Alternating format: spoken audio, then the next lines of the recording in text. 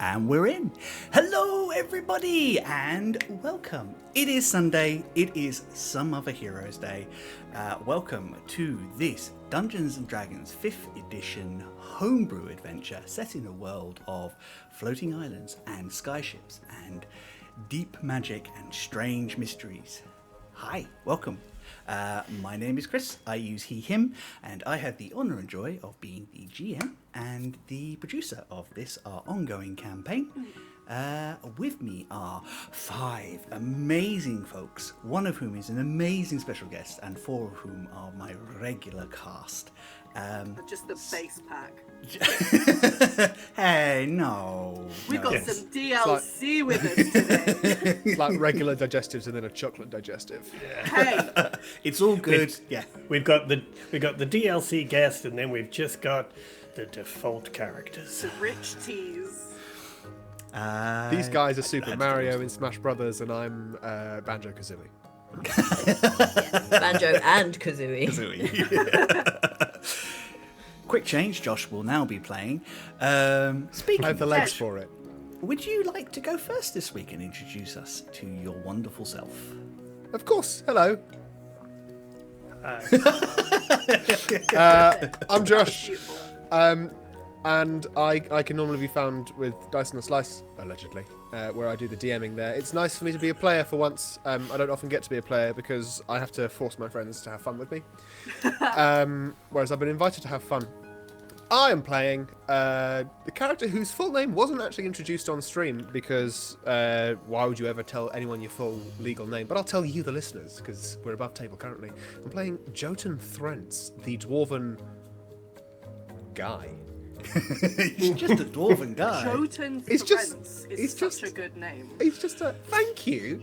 I sort of eschew the traditional naming conventions with characters, you know, trying to find something with meaning or anything, and I sort of wait until I find a series of consonants and vowels that sound good. It's got good mouthfeel, Jotun. Yeah, it feels dwarven. It feels like heavy bread.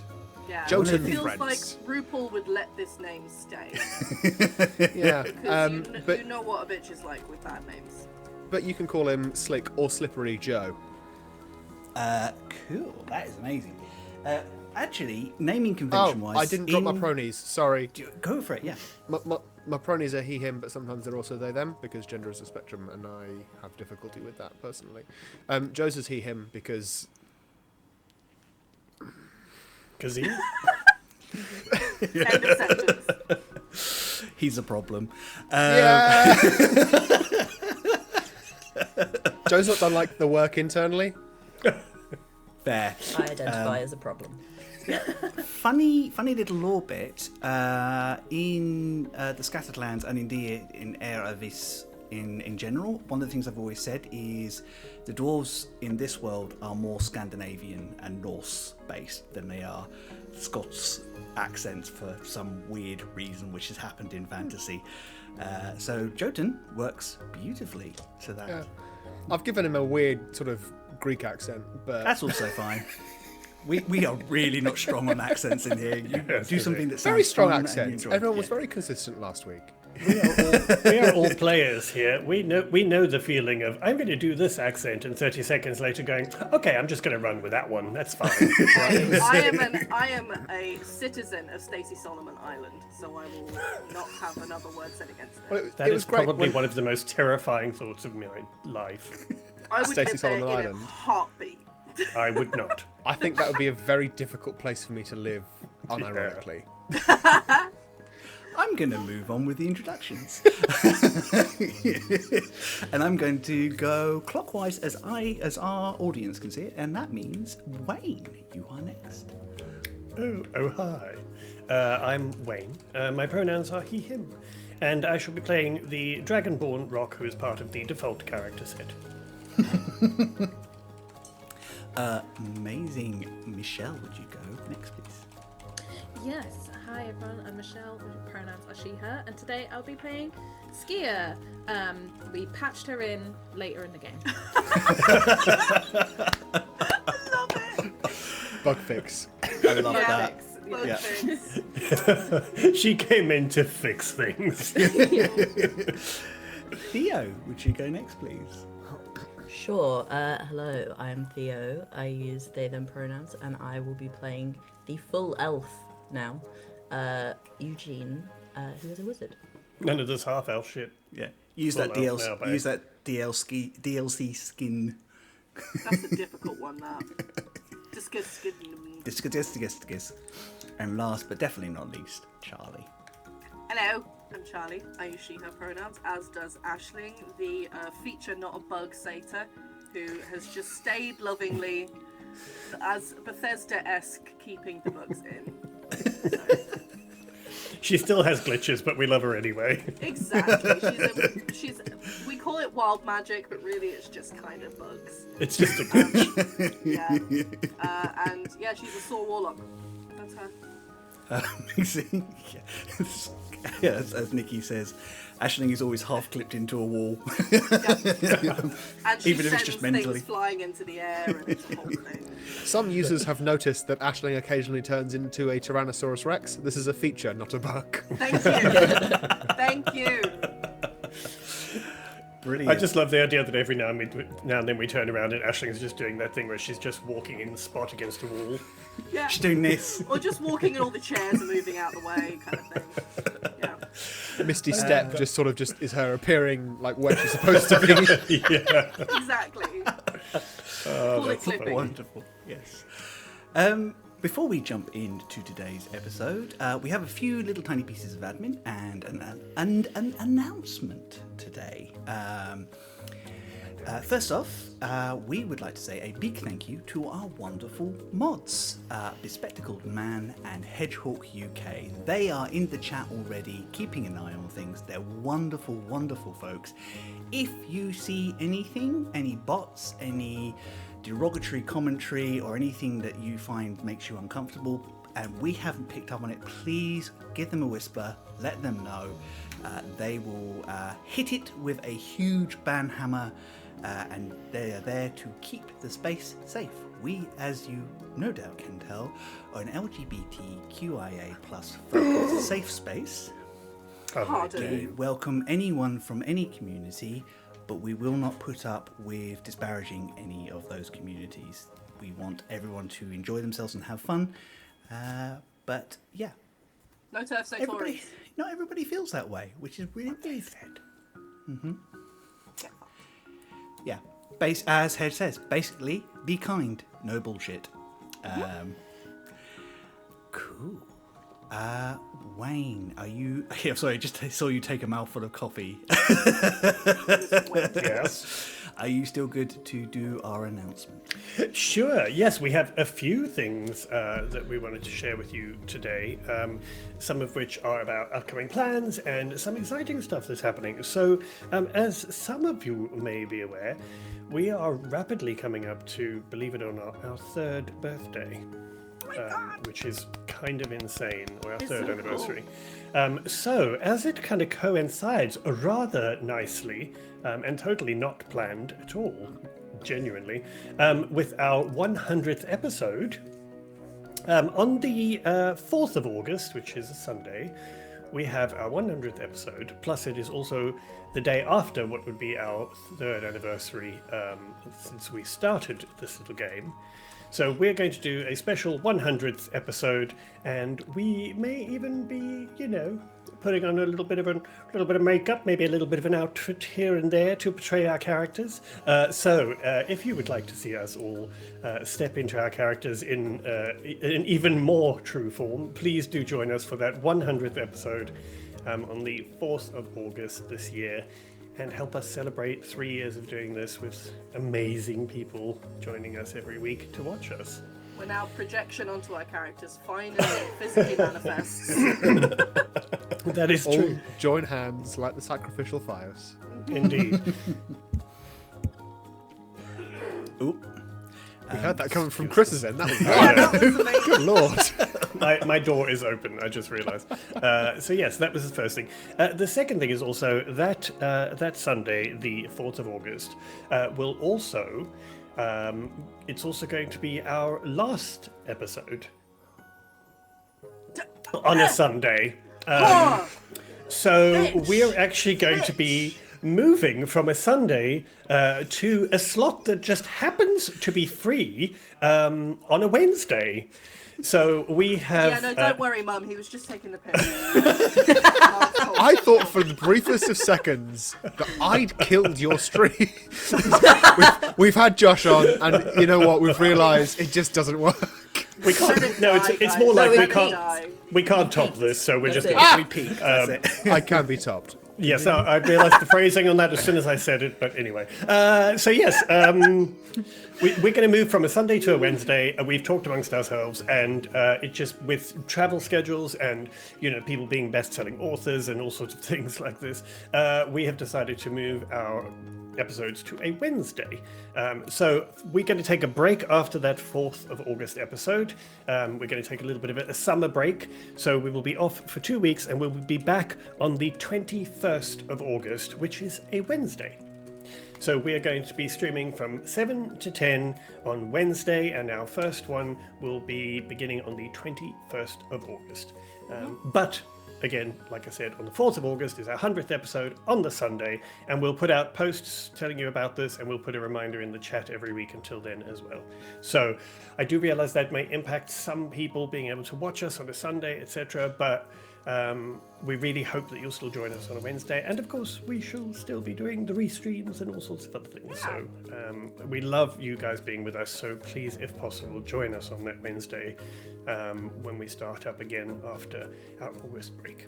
It actually means I will be able to watch you live, which is excellent. Well, we have a few people who've said the same thing, and so it hopefully will be a good move for most people, and it will help get you a bit of entertainment and, at the very least, ridiculous silliness on a Wednesday halfway through the week, which should be nice. And Also means we don't have to compete with high time rollers. Yes. But if you're in the right time zone and it's the evening, it's all cozy, get all comfy on the sofa, end of the day, all that nice stuff. It's true. Get your cross-stitching out. Oh, hell yeah. Nikki says cross 21st out. of August was the day the Mona Lisa was stolen, and it totally wasn't anything to do with us. Be gay, do crime. Bob, you have to tell us, otherwise it's entrapment. That's not true. Did you know that? That's not actually true. Josh.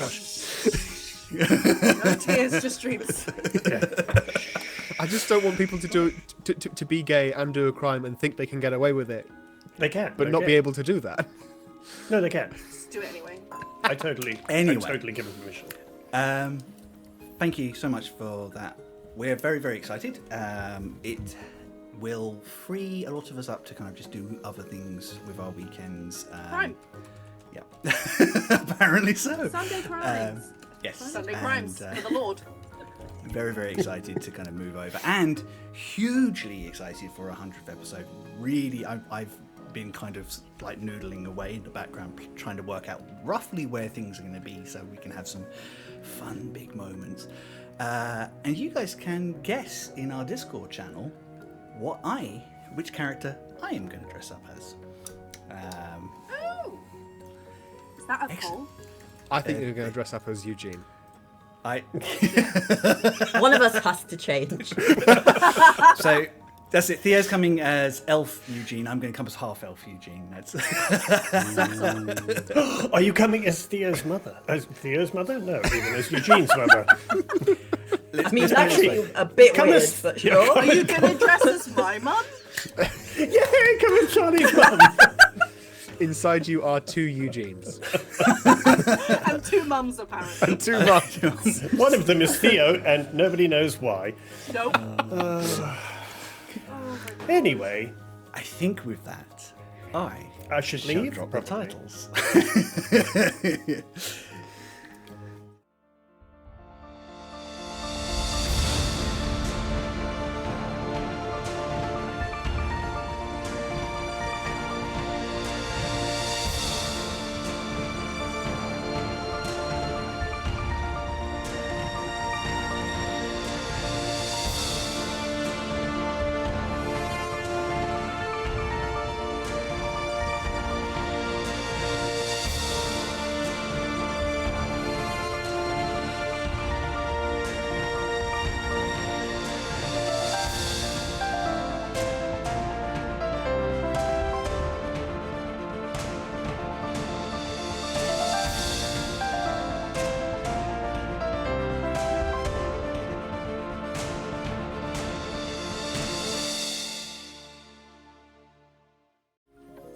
And they we never are found the body. back. Oh, sick. And I guess that just leaves me to say, meow.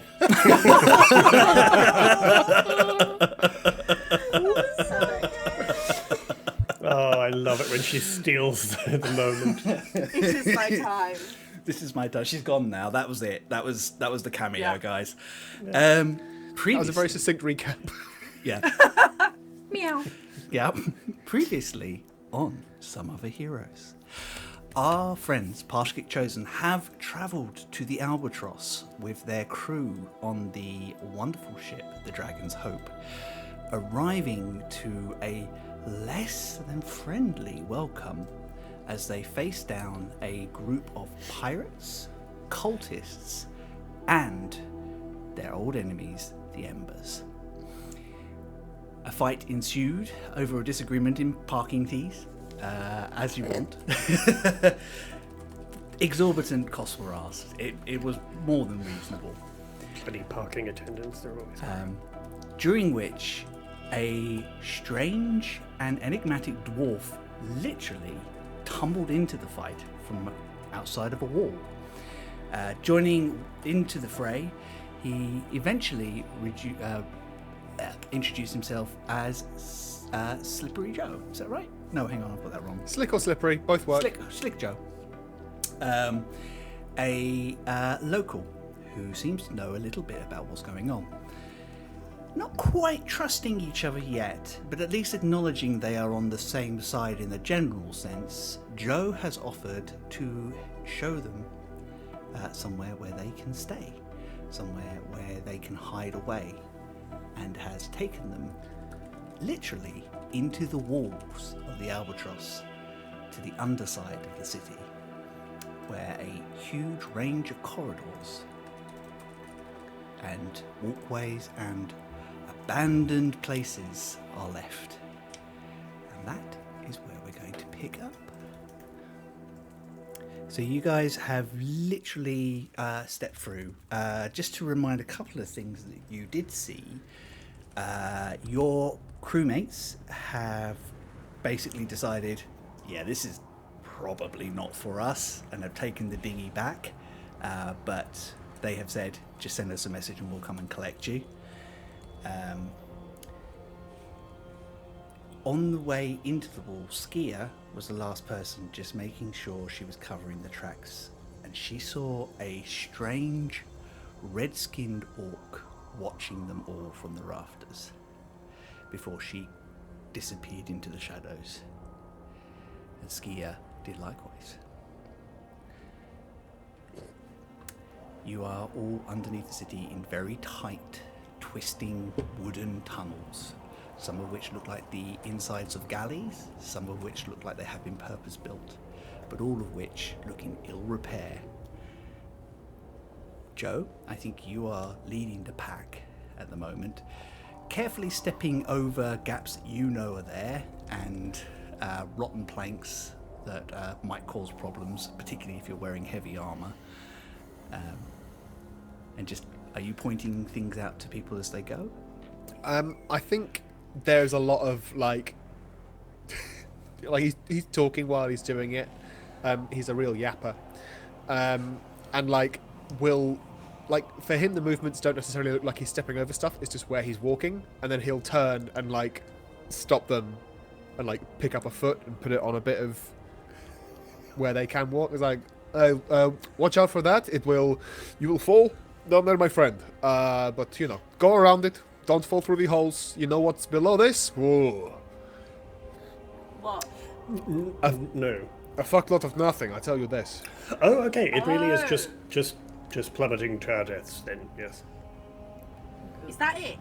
Is that all? What, like, this is the only thing stopping us from falling? Well, sometimes there's birds, you know?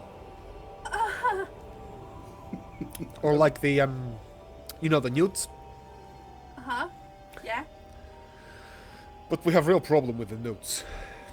Hey, they are not a problem. They're a Well, like, blessing. Oh God. Here we go.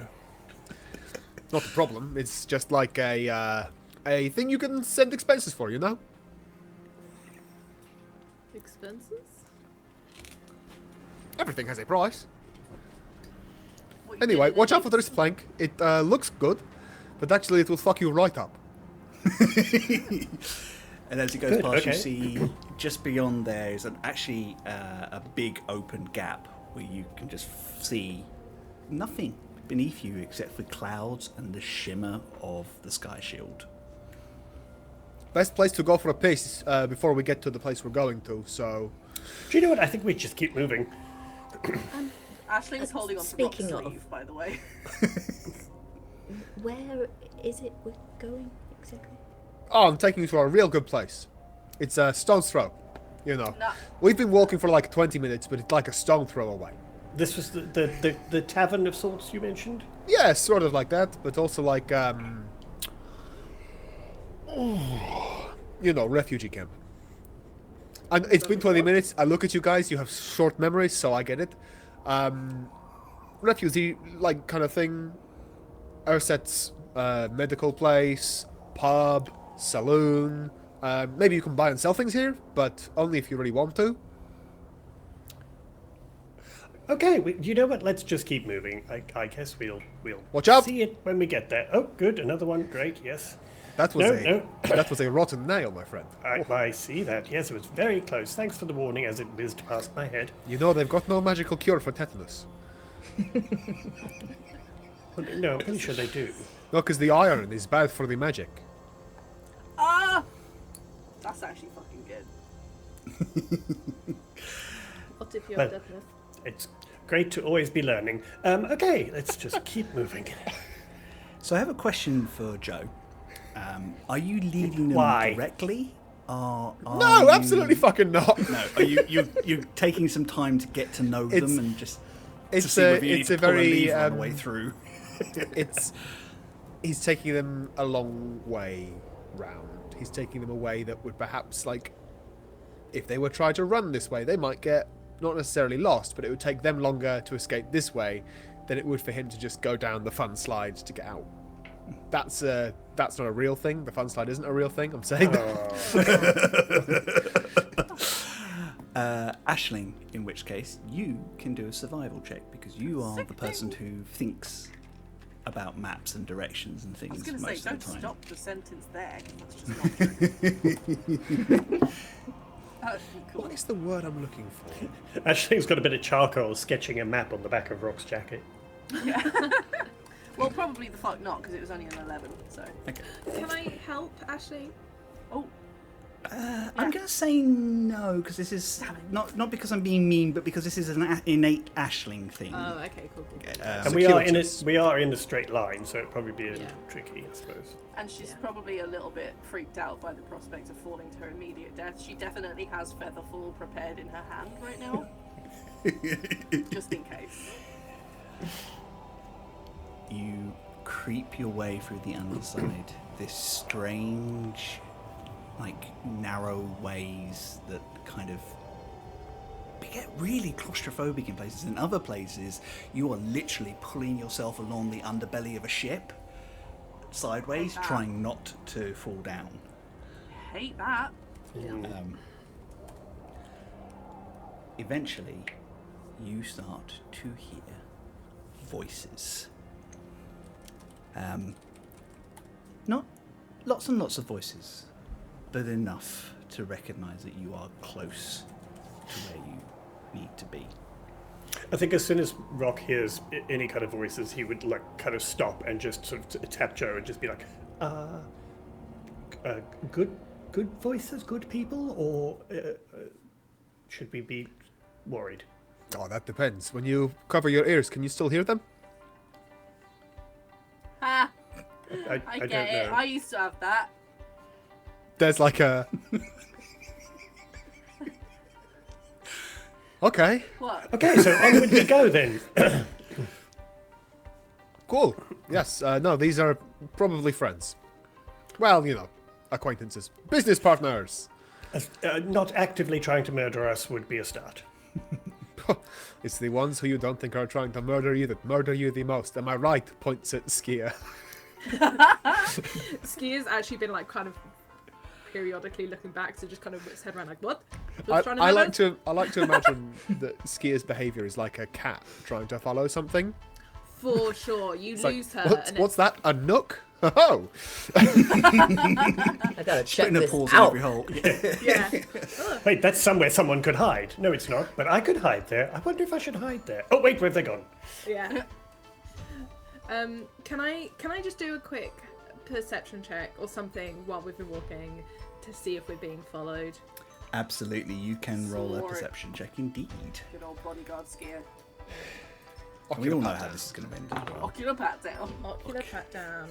Oh, I hope there's nothing. 34. 34. Jesus. No. You get the subtle impression that Joe is probably not leading you as directly as you might want him to. But you can't prove it. You're just kind of like, there's a couple of points where you're like, no, hang on. If we'd have come that We've way, seen this. we'd have shaved checked off a out good this 5 minutes. Yeah, that rusty nail nearly took Rock out before. Yeah. And you're like, okay, you get Joe's game, but you are not being followed. Cool. Whoever you saw in the rafters has clearly decided to move on to other things. The sound of voices gets louder. You can hear bubbling conversation, even a little bit of laughter and some clinking of mugs and chatter. You come into what at one point may have been a proud dwarven galleon. The inside of the ship has been set up like a bar, as Joe described, with a space off to one side where people can heal and be taken care of. There are makeshift shops set up with people hawking wares. It all looks very thrown together. And behind the bar is a very skinny, barely out of his puberty human male who is desperately rushing around trying to keep up with everybody. Joe, you would know this as Harry Malwich. Harry is not the original proprietor of the Stone's Throw and has just taken over a few weeks ago, after the search for his mother finally ended. Leaning up against the bar is a huge minotaur with rapidly greying black fur and just the kind of at some point is very fit, but is at that point in his life where he's clearly just comfortable enough to just like not continually exercise and is just enjoying being himself. There are a number of other figures. One of the ones that does stand out is a star elf with long platinum hair and white eyes, who is just staring off into the distance. Everybody else is fairly normal. Humans, goblins, halflings, the lot. A mixture of about 30 or 40 people, all of whom just chatting and kind of getting on with things. Regular residents, all of whom, and I'd like you to make, everyone can make an insight check. Jotun, you can do this advantage because I think you know what's what anyway. 24 for Ashling. Nice. Snapshot was that, sorry. Insight. Insight. Insight. Oh! 25 for Skier. 25. I got a 27. 27. That is a dirty 30. Dirty 30. Nice. And Rock. I nearly stood on a rusty nail. Rock is surviving. So that was not a 20 odd.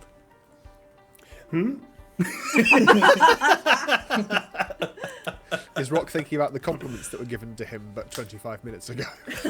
Yeah, and the rusty nail. No, that was a 6 that I rolled. Cool. Yeah, Rock, I Well, think no, you're I just... lied. That wasn't a 6 that I rolled. It was a total for 6. Okay. Yeah, I think, Rock, you're just kind of a bit assaulted because you were not quite expecting this. everybody else, there's a lot of face here. This is people doing their best to keep on, but underneath it there's the odd shift of the eye every time that the wind whistles through, or there's a creak, or somebody moves suddenly, of people who are frightened and desperate. There is an air and an energy here of refugees from their own city. What's the general reaction when we walk in?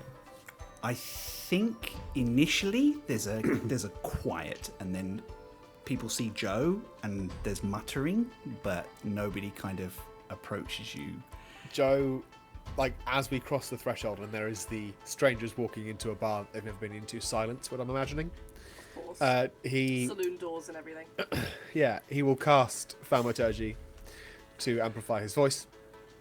Why do I get the feeling it's not really necessary with his voice? And say, "Hey everybody, look, I found new friends. They were kicking pirate assholes. This one was a Tyrannosaurus. That one is a dragon, man. This is a stab wizard, and that one does not trust any fucker. Drinks for them." Oh, I won't say no. There's a kind of a murmur, and I think a few people kind of just nod and acknowledge you. And the skinny human kind of like beckons you over to the bar. I think for Joe entering the bar, this is very much his like whole routine. It's like being met with reluctance from everyone else is expected, because he's just trying to like chivvy everyone's spirits along to be like, hey, this is how things used to be. Yeah. And there's definitely a lot of that. You're matching an energy that people are trying to project, definitely there, Joe. Like, whether they believe it or not. And I think even some of the reactions to you are learned reactions, as opposed to I think with your passive insight, you're like, actually, they're more happy to see me than they used to be, but they still have that sort of, oh god, it's Joe. This fucking guy. Oh, I feel you, Joe. Same. It's okay. You'll feel this way soon. Oh, no, that's Wayne speaking. Sorry. Oh, you'll feel this way soon. Yeah. Skia in her head just hears a little message from Rock, who, despite sort of smiling and waving at people, Skia just has a little message from Rock saying, I know I don't need to tell you, but keep eyes out for anyone paying particular attention to any of us. That'd be great, thanks.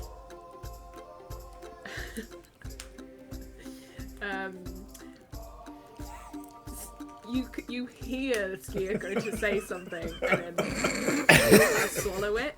She goes, on it, boss. And Skia's just going to try and find.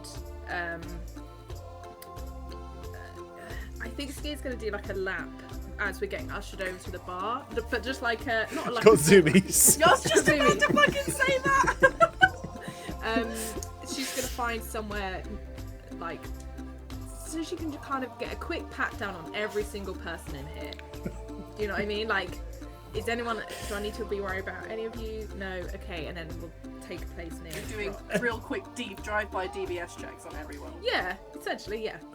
As soon as Skia heads off on her own to go and survey the crowd, she's just going to hear again from Rock just another message going, oh, subtle, nice, break from the crowd. No one will notice that. Also, boss. Yeah? I just thought I'd try it. Do you not like it? No, don't do it again. Alright. Chris, quick My lord. demographic check. Number of tieflings in the bar? There's one old female tiefling who is setting up shop. You know her as Greta? Oh, yeah. And Dragonborn check? None. there used to be a couple of merchants who were Dragonborns. You do not know their fate. Cool. Not even going to bother asking about Satyr or else. No offense to either of you for your respective reasons that are. It's all good. It's more like you're more likely to see half Fae than you are full bloods this far out. Yeah. But that's not to say that the others are not welcome. They just don't tend to veer as far away as everybody else. It was just so like, how much do these guys stick out actually? I suppose least of all because they're probably not in like ragged clothes. No. They They're probably don't. looking crisp. Yeah. Straight off the runway, We vogue our way in. covered in blood. Walk into Oh, the we bar are purse covered first. Yes!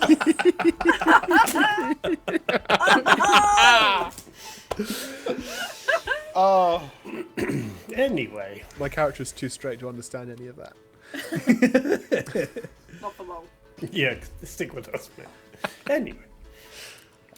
I think Brock's probably well aware by now that they tend to draw attention. And so we'll head to kind of the bar, but definitely kind of like, the side of the bar where the bartender or person running it can come to us kind of thing, but nothing that puts us in center stage of everyone. Cool. As they go up, Skier, you can roll me a perception or an insight check, depending on what you're trying to do. Whether you're trying to get people's vibes or you're looking for concealed weapons and things.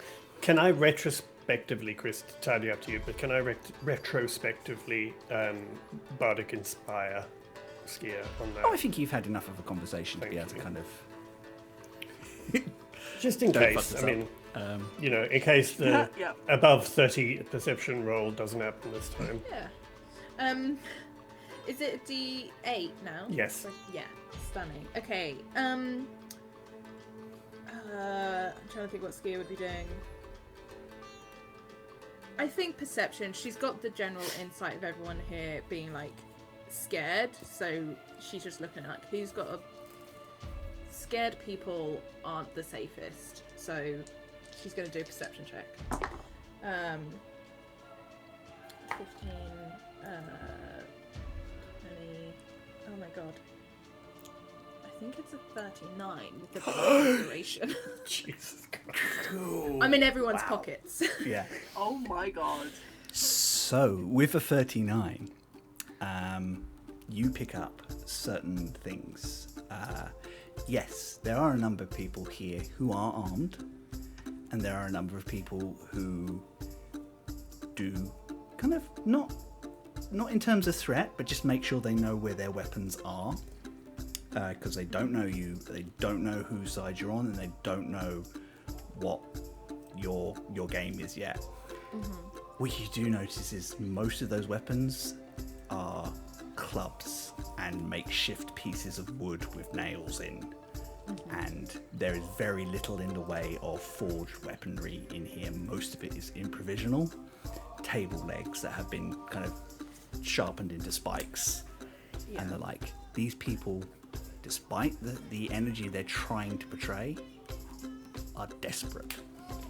Yeah, cool. I think this helps Skier know where she needs to be, and that is like right near Rock, because all of these, not that she thinks anyone's going to do anything, but it's self-defense weapons and close combat, so she's just going to hover around Rock, or just constantly be right beside him. As you get to the bar, the young boy comes up and kind of to meet you. You do notice that the Minotaur shifts very protectively and watches you, like not concealing the fact that he's keeping an eye on you, but keeping an eye on how you engage with Harry. Harry walks up and goes, "Hi, Joe. Good to see you. Hey, friend. Are you actually paying for this round?" Oh, probably. Yes, he is. I'm so sorry. My name is Rock. You are the proprietor here? Yeah, I'm Harry. Nice to meet you. I'll extend a hand, like properly making sure that I take the Kinda time look- to like say hello and everything. He looks at his hand for a second and he rubs it quickly on his trousers and then kind of shakes your hand. I wouldn't worry about that. We've just been scrambling through random passageways. Shake his hand. Yes, we will absolutely be paying. I would love a drink, though. We haven't got a lot, but I can find stuff. Whatever best you stuff. have, I'm sure. Cool. We do have Sky Swill, which is much nicer than it sounds. It's like a local wine. That will do nicely. Joe, what are you drinking? Oh, Harry, I'll have the regular. Cool. Plus my bill from last time. Oh. Well, it's like, if there's an emergency horn, sometimes I have to get up and go. And like, sometimes the emergency is that I need to be violently sick. Oh. We've all been there, I would imagine. Yes, Harry, I will say, this is Rock, yes, as introduced to you. And these are the other three who know a little bit more about subterfuge. Hi. I'm Aisling. Aisling also knows nothing about subterfuge. Hi, Aisling. Hi, Rock. At least I'm not alone. Well, you're all... This is Eugene, and Skia is... and Skia. This is not our fault. Joe takes out- Joe. Skylar, I'm so sorry. Joe takes out a little notepad and just writes, bad at subterfuge. Hey. Skylar, it's a pleasure to meet you. I'm He keeps Skylar. forgetting my name. Yeah. they haven't been with us for as long as Eugene and anyway. Yes, if you could, that wine would be lovely. Yeah, Hey, Harry, have you got any Sorry. of that, like, really dirty beer? Like the dirt beer? pretty much everything we've got left is dirty beer. Ah, cool. No. Like, take two of those and, like, whoosh it together. Huh. No. Is that a reaction that Aisling has? No, Ashley Oh. doesn't give a shit. Ashling's thinking, Jeez. wonder if that comes flavoured. Eugene's probably trying his best to not show his reaction on his face, but is sort of doing a Like, it just to remind you of the taste of home, Like, leaning on the bar, turning to the others. Suddenly just like a guy at a pub. I love it. I could just see Eugene doing the whole like, wow, what, that's really unusual. sounds interesting. Shush. Just for my notes and reference, Chris, I know the Minotaur. I know the Star Elf. You do, yes. Well, these are regulars who are here Yeah, most of the time. Just checking that they weren't like new faces that I needed to be wary of. So Harry took over, as you say, when the search for his mum came about. You actually know Harry and his mum. They were on the same street as your church. Oh fuck! Yeah, okay. Lodar is actually a fisherman, despite the fact that he looks like he's a bodyguard right now, who has taken it on himself to take care of Harry. Was very close to the family and is just basically doesn't know what else to do with himself, so he's just sticking to Harry's side and making sure Harry's safe. Alloglass has been here quite a while. Came in from New Doan to study the artifacts that were coming up from the Everstorm. Cool. Recently, they've been off. You're not sure what it is, but they're just not right. Like, Joe probably have clocked that, but simply doesn't have time to deal with people who don't want to talk about their feelings. It's not even related to the pirate thing. It was before the pirates. Prior to that. Okay. So they're Probably just it off. was on the list of things to check in with, and then that Didn't there's like a series Got of bumped things. down. Yeah. It's like, oh shit! No one's got any water. Okay. There is definitely a list. Cool. So Joe just sort of gives like a half wave, half salute type thing to say their name was Loden. Sorry, Lodar. Yeah. Lodar. To Lodar. And just sort of gives a little nod. And just sort of by the way, and she's like, so you hear anything good? To Lodar? Yeah. Not yet. Rilk is spying with that gnome that showed up. And Mick is off being Mick. Yeah. The tracks. Okay. Yeah, but they should be back shortly if you want to talk to them about. I mean, he's not very subtle about it. He gestures to your friends and goes to kind of, explain. Oh, totally. Yeah. I mean, these guys. I will be introducing them to those who they need to be introduced to. Cool. And you're okay? Obviously none of us are good, but I'm alright. I think Harry's working too hard, but he won't listen to me, so... We know where he gets that from, eh? And Joe just, taps the bar and sort of, gives a head thing, like a little, this conversation is over because I don't want to talk about it anymore, because I might start feeling emotions. There will be no feeling here. Yeah. And turns back to the others and says, so, good people trying to do the best they can. So why are you here? So, just before we do that, Shit. So, just so I have a slight understanding of where we are, these people, as you say, do seem to be, refugees hiding out from... The prince, the bastard, yep.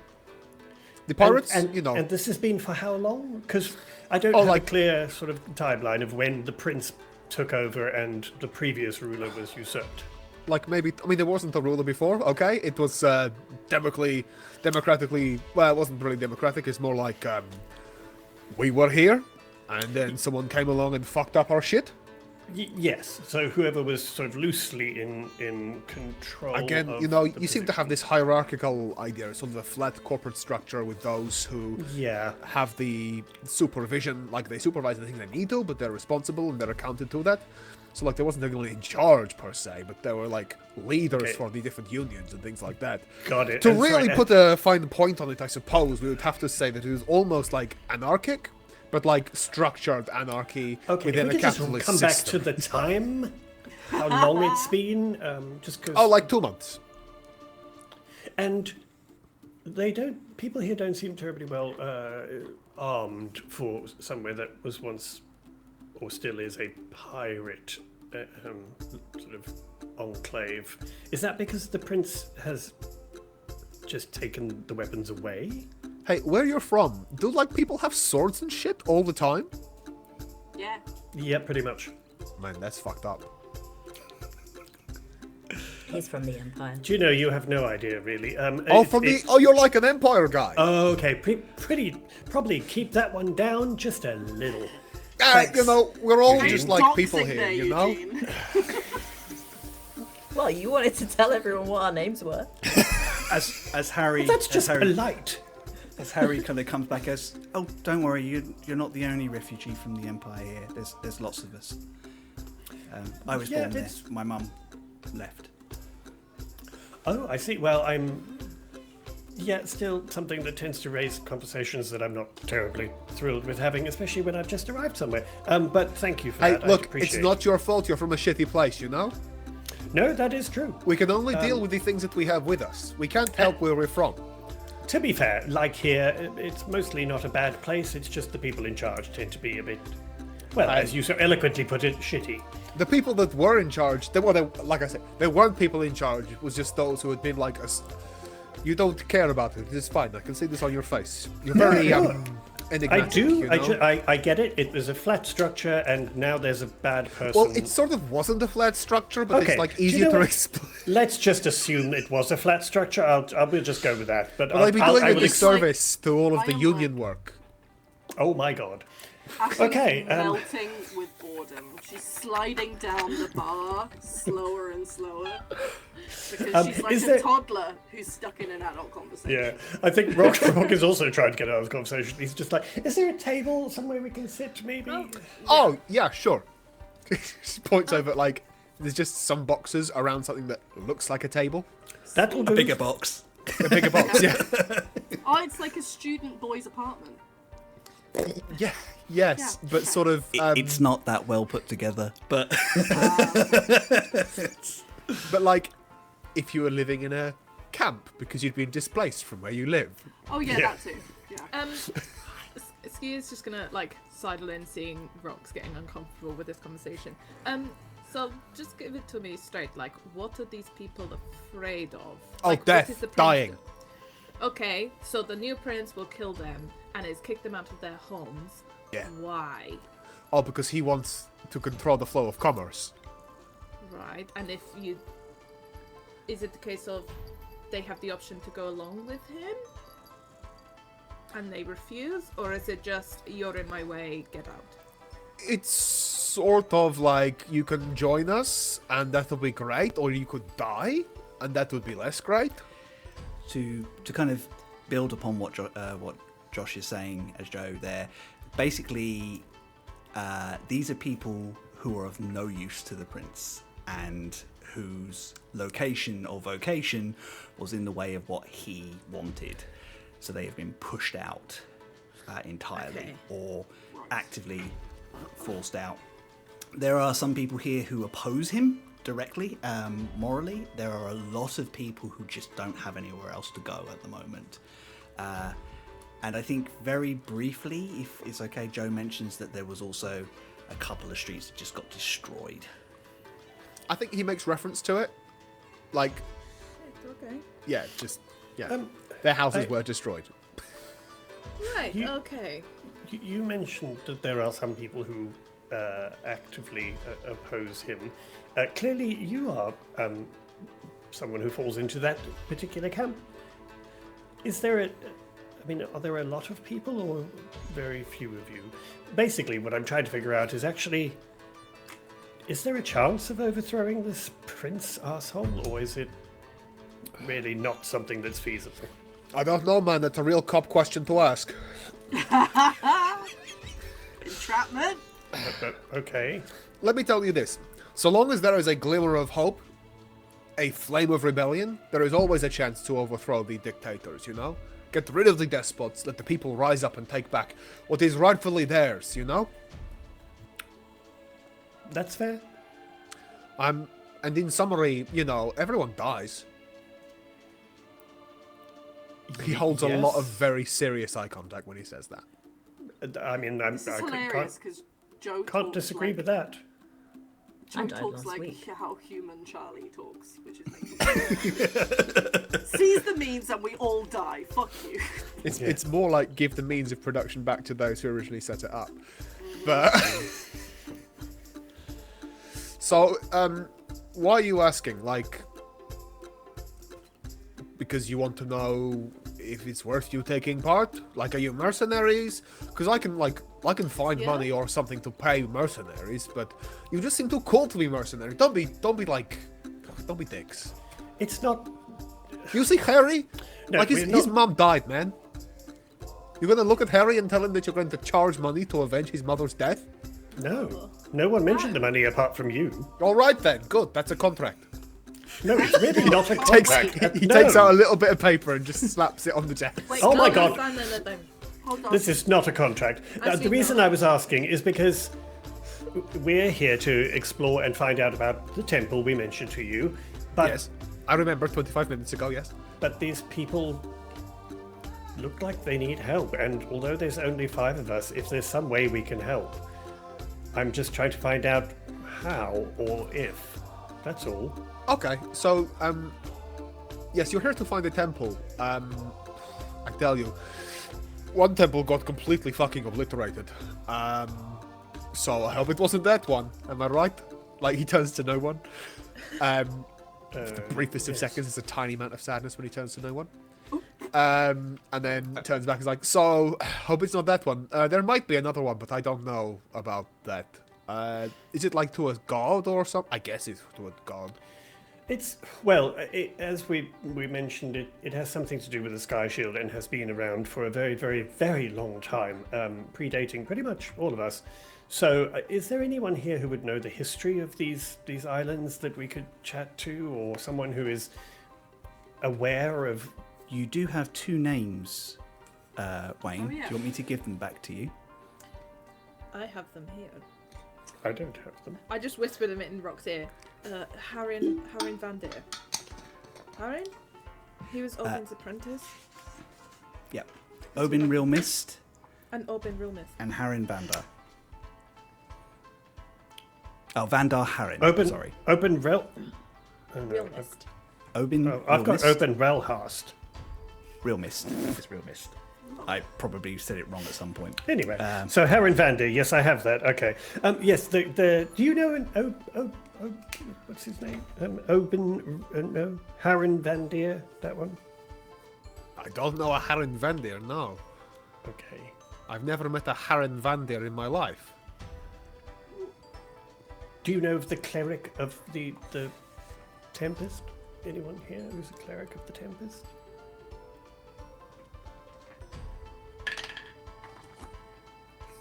It's a 19 on my deception check. Ski roll. So what am I rolling then? Insight. Whatever the God. fuck you like. Well, based on last time, it's unlikely. Come on, Rock, you can do it. Oh, maybe not. Unnatural 20. Heyo! Joe's disposition has completely changed. No, I don't know a Harin Vandar. No, sorry, I said that wrong. A Handar Varin, whatever you said. That's all right. But and you don't know anyone who's a cleric of the Tempest? Not anymore. How do you know that name? Almost. How do you almost know that name? Yes. Well, I'm not very good at remembering names. Well, basically because we were told that they may be able to give us some information about here. That's pretty much all I know about it. I'm afraid they cannot give you any audience- more information. The audience at home, Vandar Harin is the last known descendant of the Magus.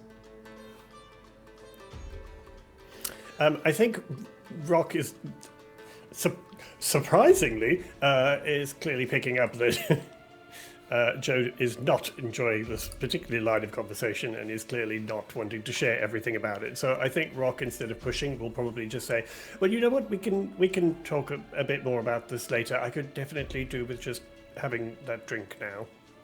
Sure. Hey, when you're asking people about people, get the fucking names right, man. Oh well, I will try, but I can't promise that. Who Vandar got through to Harin's you? dead. That's all you need to know. Joe Well- drains his dirty pint. Well, to be honest, Joe, I would actually like to know more about that, but that's up to you when you are ready to share. I mean, what do you want to know? Go on then. No one's asked me. I'm not prepared for this. It's been 2 months, but okay. Like, he stands up, he takes a little hand axe out of his pocket and just slams it on the table. He's clearly processing something. Stabbed you, man. Well, we Do don't that. really know the politics or the history or the people here. We have literally come to this area to find out about this temple, which for us holds some importance in our mission. And I feel like we have clearly walked into something that is really difficult for the people here. And we've not come to make it worse. So what I would like to know is really, A, how we can help, and B, why everything seems to be so secretive. But as I say, I don't expect you to share if we've just met, and I'm just being honest about what I would like to know. Look, okay. So I will give you some information about what you're trying to find out. If A you can tiny tell bit of me, information about it. if you can tell me how you know that name. Who gave you that name? What? You know. Vandar Harin, by the way. Vandar Harren. Who did give us that name? That's not the name Chris gave me, so that's the DM you should be picking on. Yeah, who did give us that name? I can't remember. The Apologies name for came shade from the calls. research team who did a structural. When you got the names from the Great Memory from Ghost's time with the Magus, that was one of the names that Ghost gave you. It's one of the things that Ghosts sacrificed themselves to be able to pass to you, to help you get to the missions. Incidentally, it's also one of the names that the first Emperor was looking for. Oh, so it's like Rogue One. Cool. I think with that knowledge now about getting that information from Ghost, I think Rock will very seriously and very intently just look Joe dead in the eye and say, that name was given to us by somebody who died to make that information available to us. A friend of ours who died. Okay. So, Vandar Harin was a wonderful woman. Stupendous cleric, endlessly patient, loved by the community.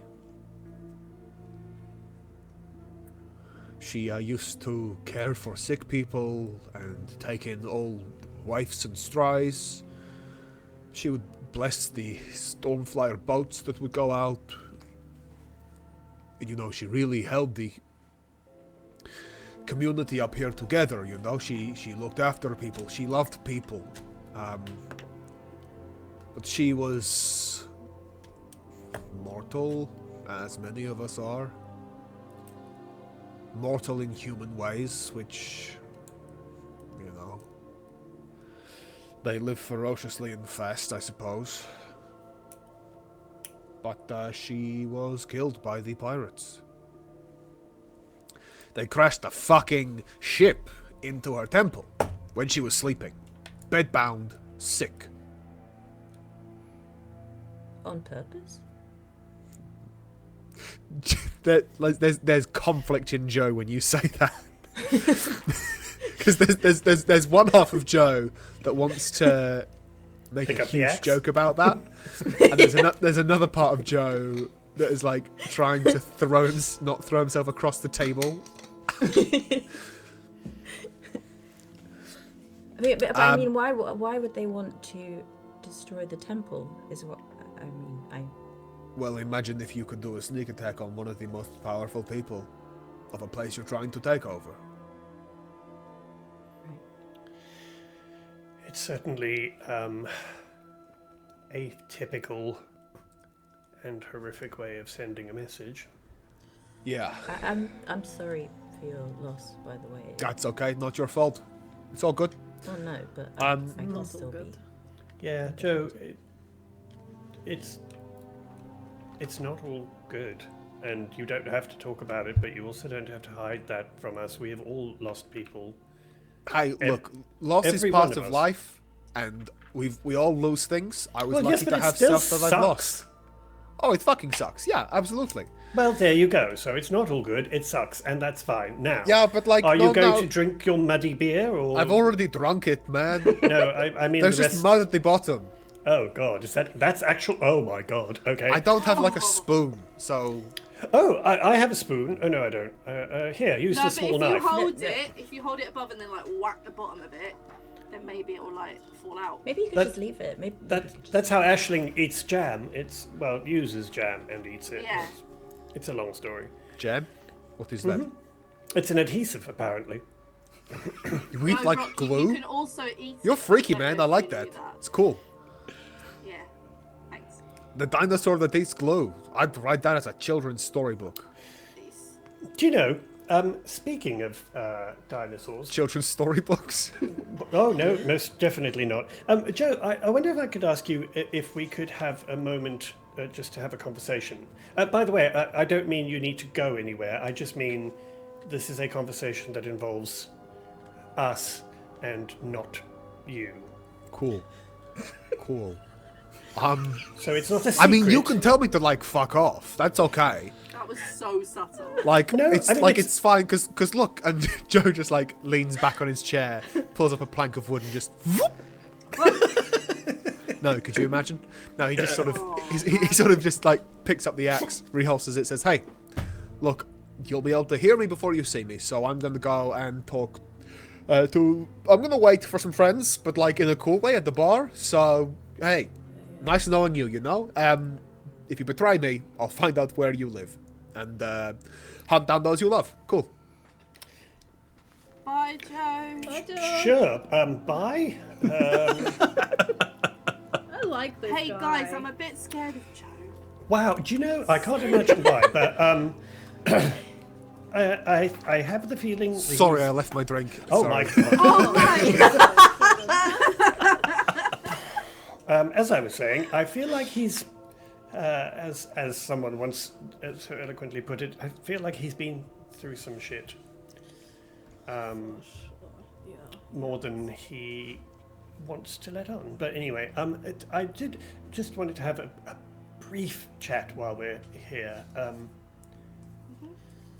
Just so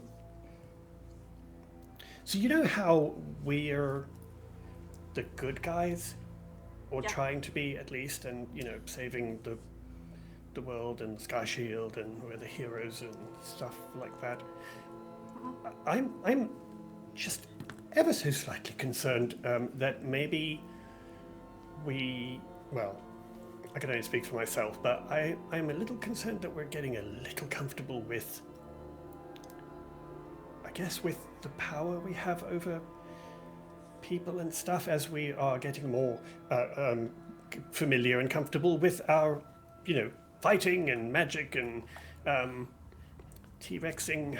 Well, I would like to say the T-Rex is probably the most surprise attack I think we've ever had in this party, which is really exciting. It's good, isn't it?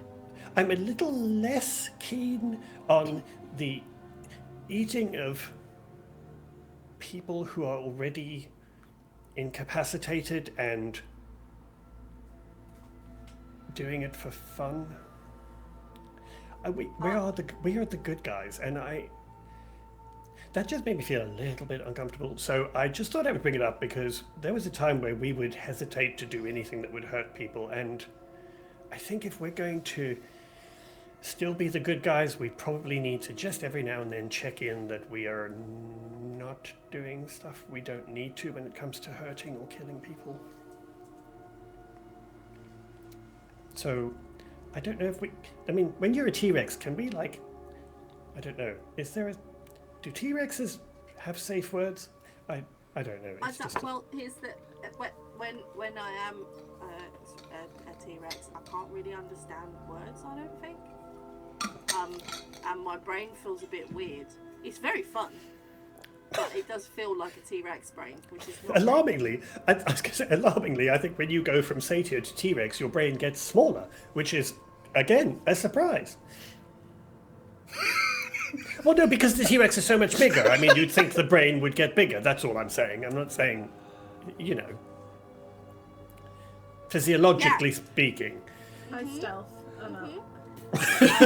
I just slide under the table. Yeah. Anyway, Okay. what I was trying to say was that I got a bit of a scramble brain when I was T-Rex. So yeah, maybe if we have some sort of how you can use a clicker to train animals. Okay, Dib's not training the T-Rex. Maybe something like that, because I get a bit of a T-Rex brain, which is like, these are baddies, I will eat Yeah. them. No, that's fair. That's kind of what I assumed.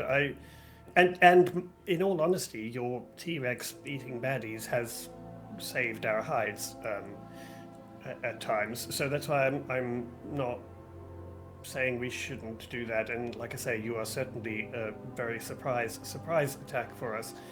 I just want to make sure that everyone's on the same page, that we don't need to kill everyone when they're already incapacitated, especially as we just found out that some of those people were definitely being influenced by magical means.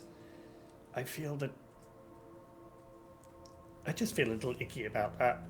The kind of throwing it in the air and eating him thing was a little unnerving. Yes, that's fair. From across the bar, you just hear, and so I smacked his fucking head with the hammer and it flew like a croquet ball. It was really something. Lodar says, "Get away from me." You're always like this, man. You used to be cool. Remember back in the day when we used to do that? Right, so just so I understand, you don't want, when Ash is T-Rex, you don't want her eating people, and you don't want us killing people if they're tied up? Well, I don't want us killing people if we don't need to. Okay, yeah. That kind of needs to be the line, because those people were incapacitated, couldn't help us out, and were certainly not going to be able to do any damage to us. We could have left them tied up there. There was already one we left there with a broken ankle, so that last person was killed for no real reason, and it didn't help us. It felt a little not good, guys. But what That's if all. they're the kind of people who would go and hurt someone else like immediately? Honestly, I wish I could have a perfect answer for that. I don't. And I can only be honest about that, but I am a little nervous with how easy it's become to just get rid of people by killing them, and that just makes me a little worried that we're becoming as bad as the people we're trying to stop. Can I insight check Rock when he's talking about this stuff? Because I feel like Skier sat back, being like, Skier's like, is he having a laugh? Well, not even that, but just like, oh, you're talking about you three. You're like this, like we're the good guys, we're doing a good thing. Hey, I He's never like, said "We're I was good." a hero. yeah. Literally. And I feel like Rock's not really looked at Eugene, and it's just been talking about the T-Rex stuff. Is any of this like aimed at Skier? Like, it's okay if it is, but Skier's just kind of like, oh, you're talking to me, maybe. I mean, I think Rock would not be trying to hide anything. It is most definitely, intentionally, Rock is trying to make a point that it is not just aimed at Aisling. Yeah. That it is about all of us, including himself. Yeah. And I think that's the thing, is Rock is just like, that was kind of a catalyst for him kind of going, oh fuck, that was too easy. And we kind of laughed at what was happening, and that doesn't feel like the kind of thing you should do when you've just killed someone who's already incapacitated. So I think that is like, it is definitely aimed at everyone, including himself. I think Rock is trying to do a bit of a kind of morality check on himself, because the only people he knows who are actively around him enough to keep him in check are you three. Right. Cool. I mean, I get what you're saying, and if we don't, it's not always easy to decide, but I think we can maybe be a bit, it's hard, we can be a bit careful, we can like let people go, we can like not kill people. Obviously that's not what we want to do, but if someone comes to try and kill you, I'm gonna kill them. No, I understand that. I think you've been, remarkably clear on that issue from day one. I say that bit loudly just so if anyone tries to kill them.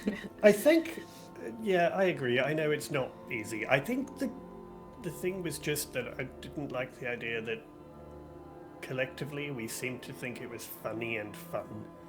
And that's kind of something that just seems to be a line for me. Killing for fun doesn't feel good. And I don't want to become like those men that I grew up around in the Empire who had no concern for anyone just because they thought it was okay to just kill anyone and they had the power to do so. And I don't want to become like that, and I don't really want us to be seen as people who would do that. Not for fun. Because it's not fun. And even hearing... Is it slick or slippery, Joe? I'm not sure. I think it's just wet. Wet Joe. Do you know what? I'm going to go with Joe. I don't think I can call someone Mr. Wet. But anyway, Yeah. you know, he just also made me think about it because he clearly is affected by an attack that was done to send a message, and it just reminded me that I don't ever want to have anyone thinking about us like that. Okay. But I don't have all the answers. I just thought I would bring it up because it made me feel a bit icky, that's all. No, it's good to bring No, it up. It's good to yeah, keep us in. We all keep each other in check. Like, yeah. I mean, make no mistake, if anyone tries to harm any of you, I won't hesitate. What if they're like really? What if I chomp and then let them go? Well, Is that okay? I'm not entirely sure how the mechanics of all of this works. I just think that as long as we're aware of it, maybe, you know, if your T-Rex self is having too much fun and the battle's actually over, maybe we can just, you know, I don't know, wave you down or zap you and turn you back into an ashling. I mean, yeah, maybe that. we could do some training. I reckon I could train you as a T-Rex. Like, just a, Reckon? hey, stop, sit, done. Oh my god, I'm now having complete Moon Girl ideas. Okay. There is a fail-safe in that I can cast a spell magic. There you go. Well, yeah, but just so we're all clear, this is not just about picking on Ashling and the T-Rex magnificence that she exudes. It's also about us just being aware as a group that we kind of have to hold ourselves to a bit of a higher standard than some of these assholes. We've got badges. We need to be good. Quite, yes. I've asked you know, for one for Skier as well. So Oh, no, that's fine. You guys can be the heroes. I'll just be like that cool gal at the back. Like, I'll make you one. Other hero. yes, Joe. Oh, what was this? God, he's got great hearing for a dwarf. Really good. Does. Anyway, that's all. I'm going to go and see if I can just get a small piece of fabric to strain the wine. I'll be back in a second. Okay, I'm coming with you. You know. Oh, God. Good. I mean, good. And Ashling, as you stand up, Ashling does like squish Rock in a hug that pins his arms to his side a bit, and it's just like, I'm sorry, I ate a couple of guys. I won't do it again. Oh, don't be silly. Like I said, it wasn't picking on you, but I just want to make sure we're still the good guys. And he's just going to give her a squeeze and then say, also, I don't want you to get, you know, bad guy in your teeth or anything. Just, anyway, bye. And just put it I'm just on the walk. vegetarian when I'm me. I make, yeah. That's the point. It's about this time that there is a shift of one of the walls, and three figures walking, surveying the area. A tall, tawny-furred hobgoblin with hair that's tied back and somehow managed to keep quite neat, who you've seen before. And I'll have a history check off of everyone except for Skier and Joe. 19. 19? Tied back hair is very fashionable on the albatross. Yes. Apparently so. 27. Sorry, 27. All three of you instantaneously recognise one of the representatives who came to the grand ball from the albatross. And at that point you recognise the name Mick with the Gab being called out. Next to him is Was that Gab or Gap? Gab. Mick with Like the Gab. Like gift of the gab, but with the Yeah. gab. He might have had a gap in his teeth. Yeah. Oh yeah. You never know. I love the way Theo went for gap in the teeth. Ashley I like that though. That's cool. went for a Next to side him gap. is someone who recently would have been very well dressed in like a merchant's coat. Clearly was used to a life of some wealth and prosperity. And again, you recognise the Rilke Freeman, who used to be the Master of Contracts and Trades for the Albatross, who basically, effectively, the closest thing the Albatross has to an ambassador to anywhere. You remember he was responsible for going to places like Klauskern and negotiating for the merchants on the Albatross the best deals possible. Was very good at his job. He looks tired and beaten down. He clearly hasn't slept properly for a number of days. The third figure is a small, dark-skinned gnome with bright eyes, wearing silvery plate mail, which seems to shimmer slightly until, like, it's reflecting the room in a strange way, who kind of casts a glance around the room. Her eyes settle on Rock, and a very excited shriek comes out of it. Goes, "My beautiful dragonborn came back to me!" and runs straight up to give him a hug. Rock, you recognise That's a relief. Endry Bellowreach, an agent of Julie Dechange, one of the magpies. And that is where we're going to take our break. Heyo. Oh my days. Please tell me Rock recognised this person, because otherwise he's about to stab. After this conversation Yeah. about being non-violent. Hey, Brilliant. you just said don't kill anyone who's tied up. Yeah, I Yeah. didn't say no violence. They're running at Rock. Oh, I was going to say, we're hanging around with Skier. Is it really likely I'm going to say, hey, we're not going to do any violence? Because Skier would just be out the door. You're going to do Still a allowed to pacifist protect run yourself. from here on out? Yeah. we can do a person. We will take 10 minutes. We'll be back at 25 to. Please go stretch, have a drink, and we will see you back here in about 10 minutes. Buy yourselves a Jotun brand dirt beer.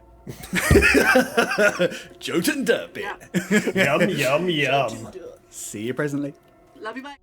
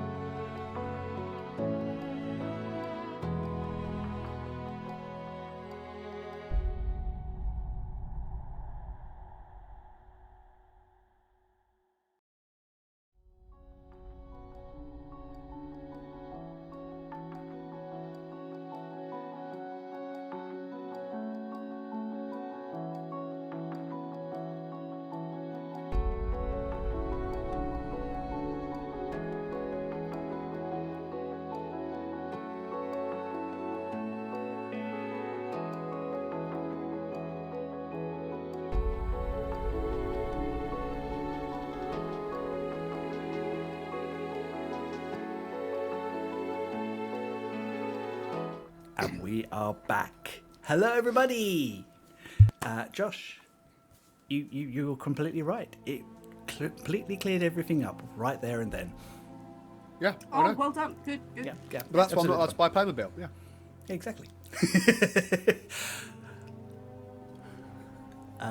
Before our break, I think you're muted, hun.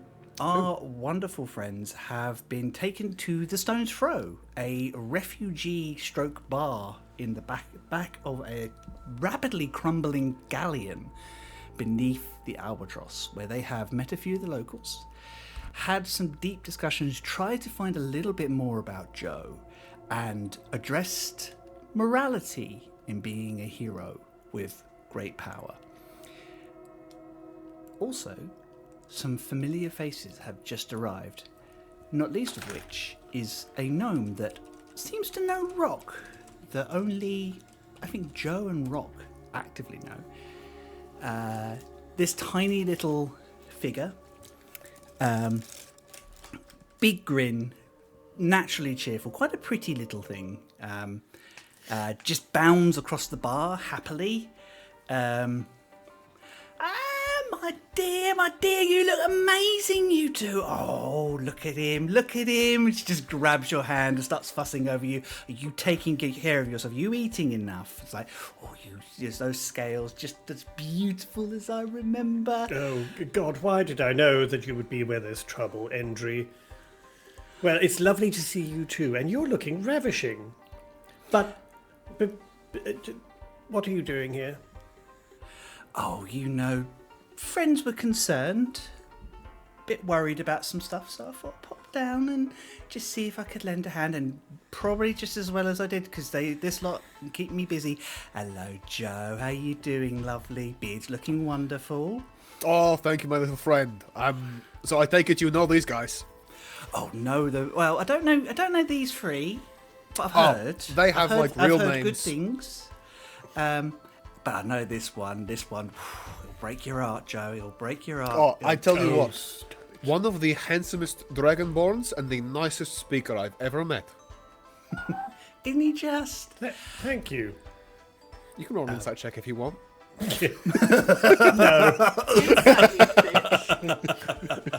No, I don't want to know if it's true or not. I'm just going to bathe in the adoration. Well, I think, Andre, the way this works is that these three are this one's like kids. Oh, good God, no. No, that's exactly what it is. No, it's really not. If anyone's in charge, it's Skylar. Skylar, shit. You see, he's got the old person brain. Okay, do you know what? Anyway, moving on. Endry, please allow me to introduce. This is Eugene, and this is Aisling, and this is Skylar. Someone. Eugene, it's lovely to finally meet you. I've heard a lot of lovely things about you from Julie. Oh and God, yes, I'm Aisling, so too. sorry. Endry is part of Julie's crew. That's how Endry and I know each other, and they've met. And Skylar, is it? It is. There's a mutual. Yes, Yeah, Skylar, you're that's not a name Skylar. that sticks with you. It really is. Pleasure to meet you. And you. Well, Joe, where did you find these wonderful folk? Trash can. I mean, round here, that's still a treasure place. Yeah. At the moment. No, they were fighting some pirates, you know. We were negotiating a landing tax. No, they refused to pay the landing tax and then thought, let's kick some ass. And I tell you what, No. Andre, these guys are so fucking cool. This one turns into a T-Rex and just bites people's heads off like they're fucking beans, you know? So cool. This one points at Eugene. This one teleports around, zipping about and stabs people. This one is like a tiefling. End of sentence. Yeah. Oh, yeah. Oh, And, I well, wouldn't, you know- I wouldn't you know this underestimate guy. Skylar if I were you, Joe. I never underestimate anyone, but Skylar knows not to trust people, and so I know that Skylar doesn't need their ego building up or anything. No, I'm good.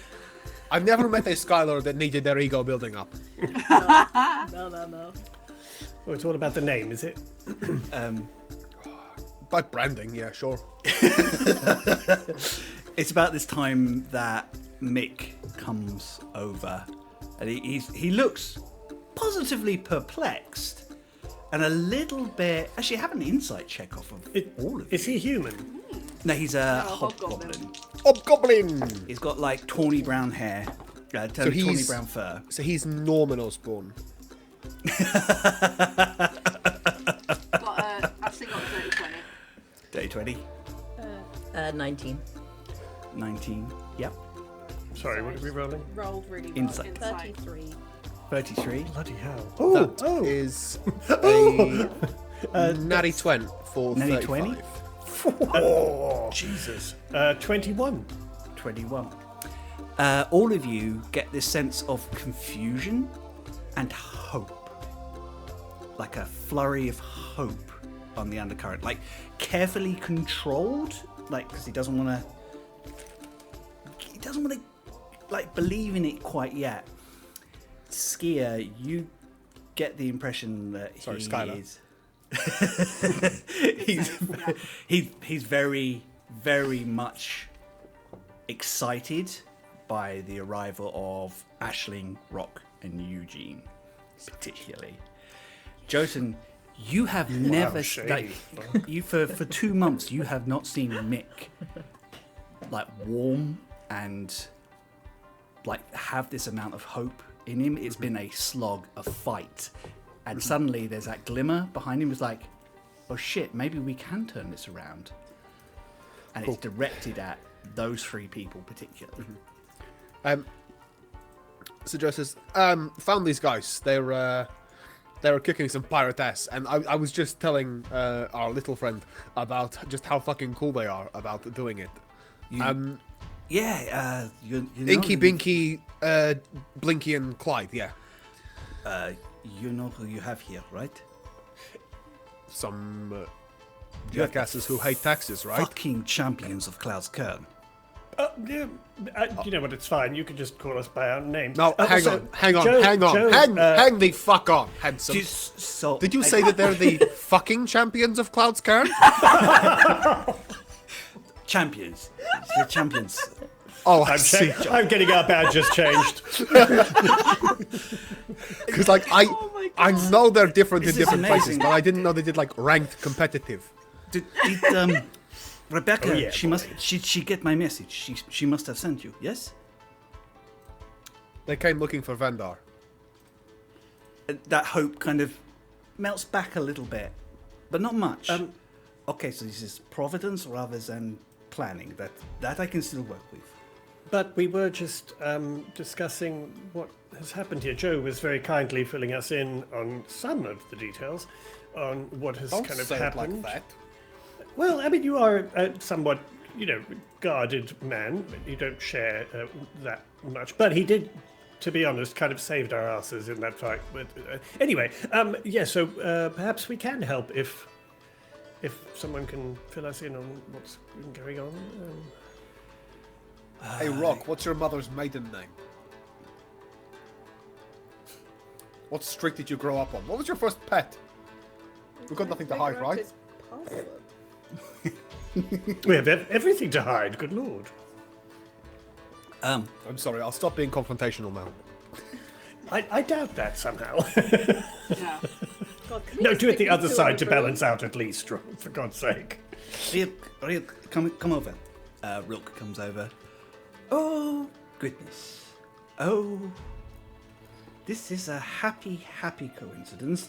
I don't know if you remember me. I'm Rilk Freeman. I was the Master of Contracts and Trade last time we met.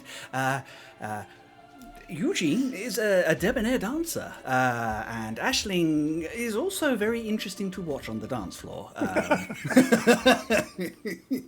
Does she do the dinosaur? I don't know what the dance is called. It's very interesting, though. She had some wonderful chemistry with the head of the mining guild in Cow's Cairn. It was, Oh.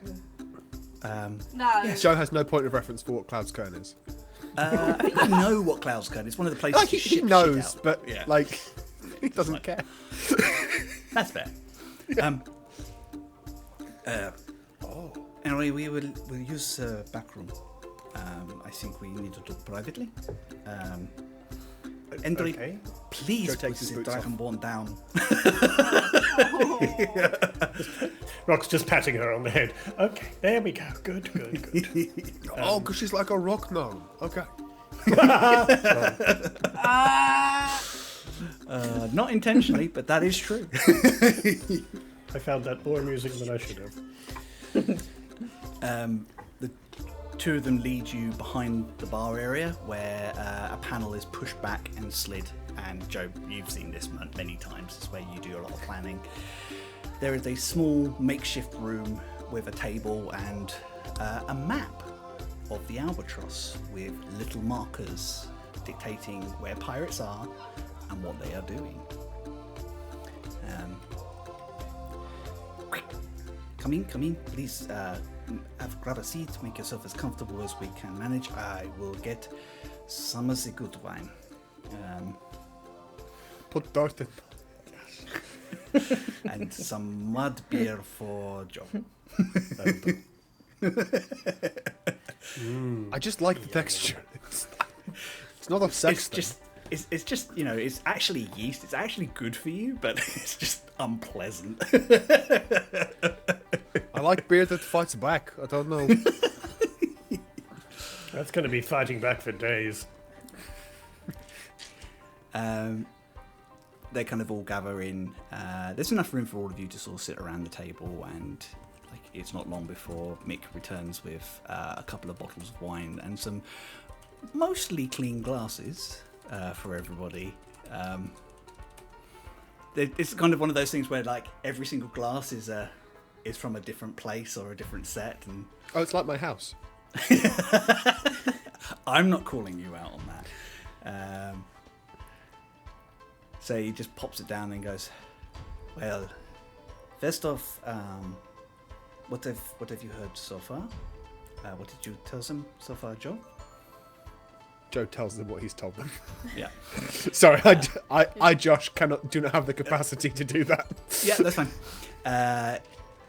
It kind of goes, so, yes, as Joe has indicated, 2 months ago, literally overnight, we were overrun, overwhelmed, and taken hostage by this Deluc, who, and he kind of looks, I guess the impression is from the same region of Ashur as me, but I have nothing to do with previously.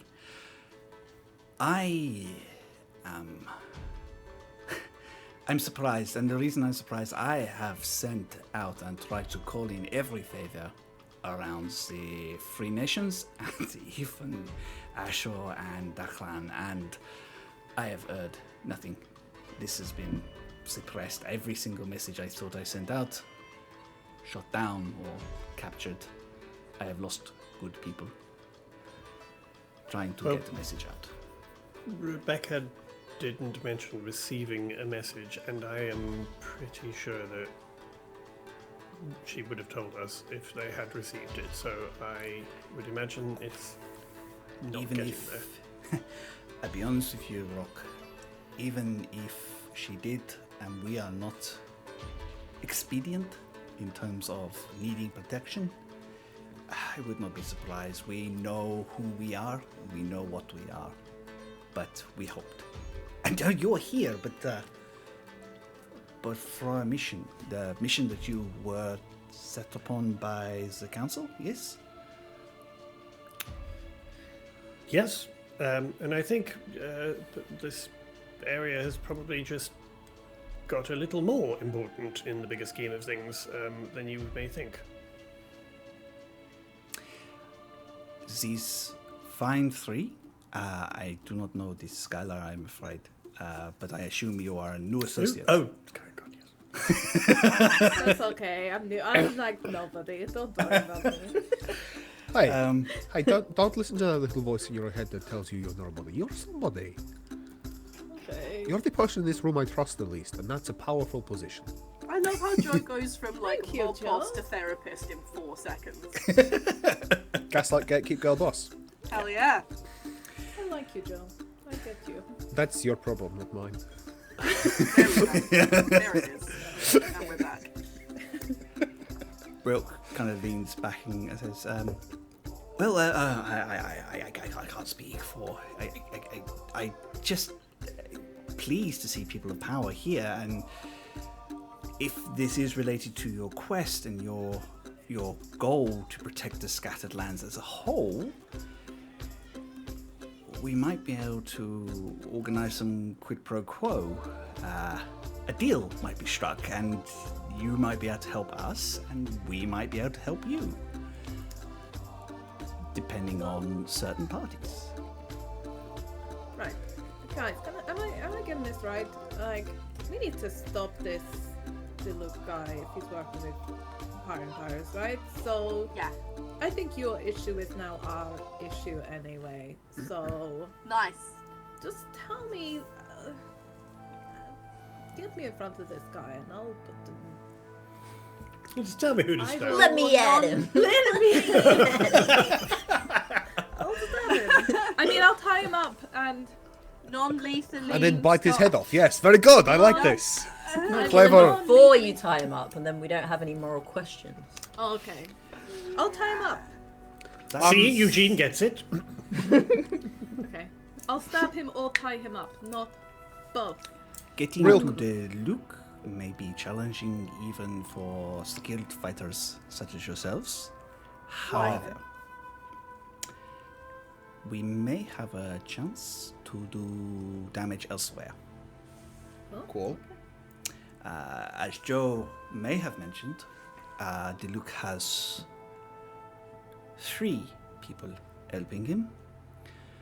Not Well, it has a lot more than that, but Go for three main people helping him. Gun Brightbarrow, who up until recently Joe was intimately friendly with. When he says Wait, that, what? an axe comes out of the holster and gets slammed onto the table again. I'm kind of relieved the tables are made of crates. Fucking Obviously, Pyre and Pyrus, unfortunately, we have lost track of where the wizard is. We do not know where he has gone. And Loka, the Rotten. Oh. Yes, he is the most deadly, I would say. Only in terms of like ability to kill. That's quite an important. What other stat terms block. of deadly are there? Well, there's like if you put like sewage in water, that's like more deadly, but not Right. like because of But- an action. That's because of like inaction. But we're not dealing. But with it's still deadly cholera, in are merit we? because it's of its ability to kill. Like that's the definition Yeah, of but deadly. like that's a squiggle of a pen, quill, whatever the fuck you use. Both. Whereas like Fucking laptop. whereas in the whereas Apple Lokak is like a big fucking. Joe just does an impression of a big fucking guy. Right. What does that mean? Loka is Afjant, glass. I'm Oh, sure which okay, term so is yeah, used actually where quite you are. Okay. You know the story about the man bat, where like the guy breaks the man bat over the knee. Oh, yeah. He's like that guy. Right. Okay. Right. Yeah. Okay, yeah. So he has Illness. a speech impediment then. And we know Pyron. So tell me about this gun Got to do that guy. voice now for him. I was born in the dark. I was born in the albatross, raised by it. But this gun guy, what's I didn't what's see that the deal? dirt until I was already a man. That's very good. It's good. Gun. Goon, Goon. Brightbarrow. Sorry. Either way, it's a bit fucking on the nose, that name, really, isn't In it? it though. I feel like this is more Joe's story to tell than Yeah, mine. tell it, Joe. But So, I'll give you the short version. Yeah. You can see Joe just like slashing pages and pages out of like revenge plot. Nice. Gould is the reason the pirates knew how to get here. Oh. He was one of us, and now he's against us. He's a little, no offense, little gnomish bastard, and Oh, I mean, that's a fairly accurate description, Joe. He is a gnomish bastard. he's a little sneaky fuck. He's very intelligent, you know? Like, smart in the ways of thinking. Not smart like you and me. He goes between, like, himself and none of you? Yeah. I guess that. But, like in a way that you could feel as though it was you. It was like a general hand movement type thing. Right. Yeah. Right. Okay. You know, because we got the street smarts and stuff, and the way of talking and things. And, you know, Gould's Yeah, the little sure. smart piece of shit. Okay. So why Dick. did he betray you? For money or other reasons? Could you roll me a persuasion check? I'm sorry that I'm coming in here and being like, roll for me. I'm not a I GM. Yeah, I'm really roll good for at me. that. I'm really good at Eugene's so persuasion. persuasive. I'm Oh, very yeah. charismatic. Oh, so. Oh my god, I rolled a natural 20 though. Yes. Nice. Plus 0 for a 20. Hell yeah. So Joe looks at Eugene and like I don't know whose cat that was. It was ours. Ah, yeah, I see that. Little baby. The void. Joe's like, he almost like turns to Eugene and it looks like he's gonna say something trite and shitty, and then Eugene, who has kind of just been really nice, and Joe kind of feels like a little bit like, I want to protect this soft marshmallow creature. Just a little guy. It's just a little guy. nice. Little guy recognized little guy. I get it. He goes, Really? The stab wizard, I think you referred to them as? yeah, You can have Stab Wizard and Lil Guy solidarity at the same time. little guy with a knife. Yes. Yeah. Gung is getting revenge. Sort of. He believes that there is power that is not his. That he wants and thinks is owed to him. Explain the revenge Right. part. Yeah. Yeah, more specificity needed. Cool. Goon was supposed to be Vandar's successor, Oh. and he wasn't made Vandar's successor. Because he's mental. So he took it out on our community by partnering up with Prince Bastard Pence. So that's their whole like endgame thing is to take it over, right? Yeah. So he informed the pirates after the ship crashed and killed Vandar? No, before. Vandar named her successor, and then Got Goon ran off and brought trouble to our door. And now if I find him, I will tear off his arms Oh. and then feed them to him. Oh. That's quite the tableau you've painted there. It's more violent in my head. Okay. Side question. Who, just out of interest, who was named the successor? Oh, some guy. Make an insight check, please, Eugene. Is there anything you can do to aid this insight check? I mean, you guys can also all make insight because you're all Okay, involved yeah, in this yeah, yeah, conversation. So. Some guy. I think I'm already there. Got a 29. Oh. I got a 22. Yo, I only got a 19. I rolled a natural 1 That's fair. for a 9 total. If you didn't, Rilk did.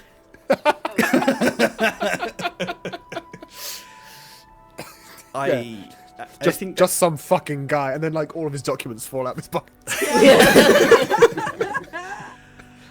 I think, yeah, I think, Eugene, what you see is Joe, if you don't mind, like me saying, is like you catch Rilk's eye, and there's that moment where there's two people. Do I say anything? I'm not saying anything. Okay, I'm not saying anything. Also, I won't say anything. And it's enough to kind of give you both away.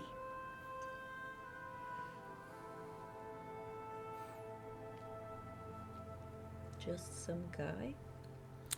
Yeah, just some like fucking guy, you know. Uh-huh.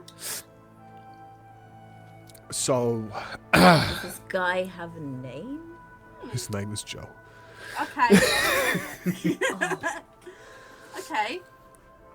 Look, it's Same as you. That's weird. yeah, it's very common. What are the chances? It's like a real common name up here. Look, God. He takes out his notebook. Writes Joe, bad at subterfuge. Look, me and Gun were like students together. We were Vandar's apprentices, and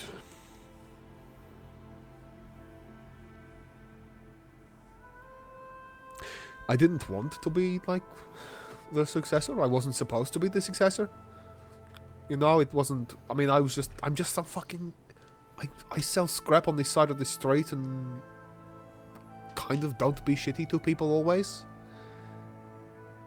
And Vandar said that I was to be the next cleric. So, I mean, I think Brightmane should have gotten it, but not. There's got to be a reason Not Joe. why. Yeah, so just you, though. just checking. So you don't think that Vandar is had the best interest of everyone in mind? You think they were foolish? Yeah, probably. I mean, she was really old. Hey, right. It's interesting. That one on deception is still rolling through. Okay, cool. It's interesting because it seems that your previous comments about Vandar implied that they really cared about what happens here and people. So I just think that's it's interesting that they chose you, and yet you think it was a mistake. Well, not like a mistake, but just like bad judgment, you know? Like Vandar was so kind and always saw the best in people, but didn't see the worst. Whereas I'm like out here like, well, you know, that's the worst in this person, that's the worst in this person. Maybe And, she knew that's what that like everyone needed. Yeah, maybe, but you're not my fucking therapist, so get off my ass. No.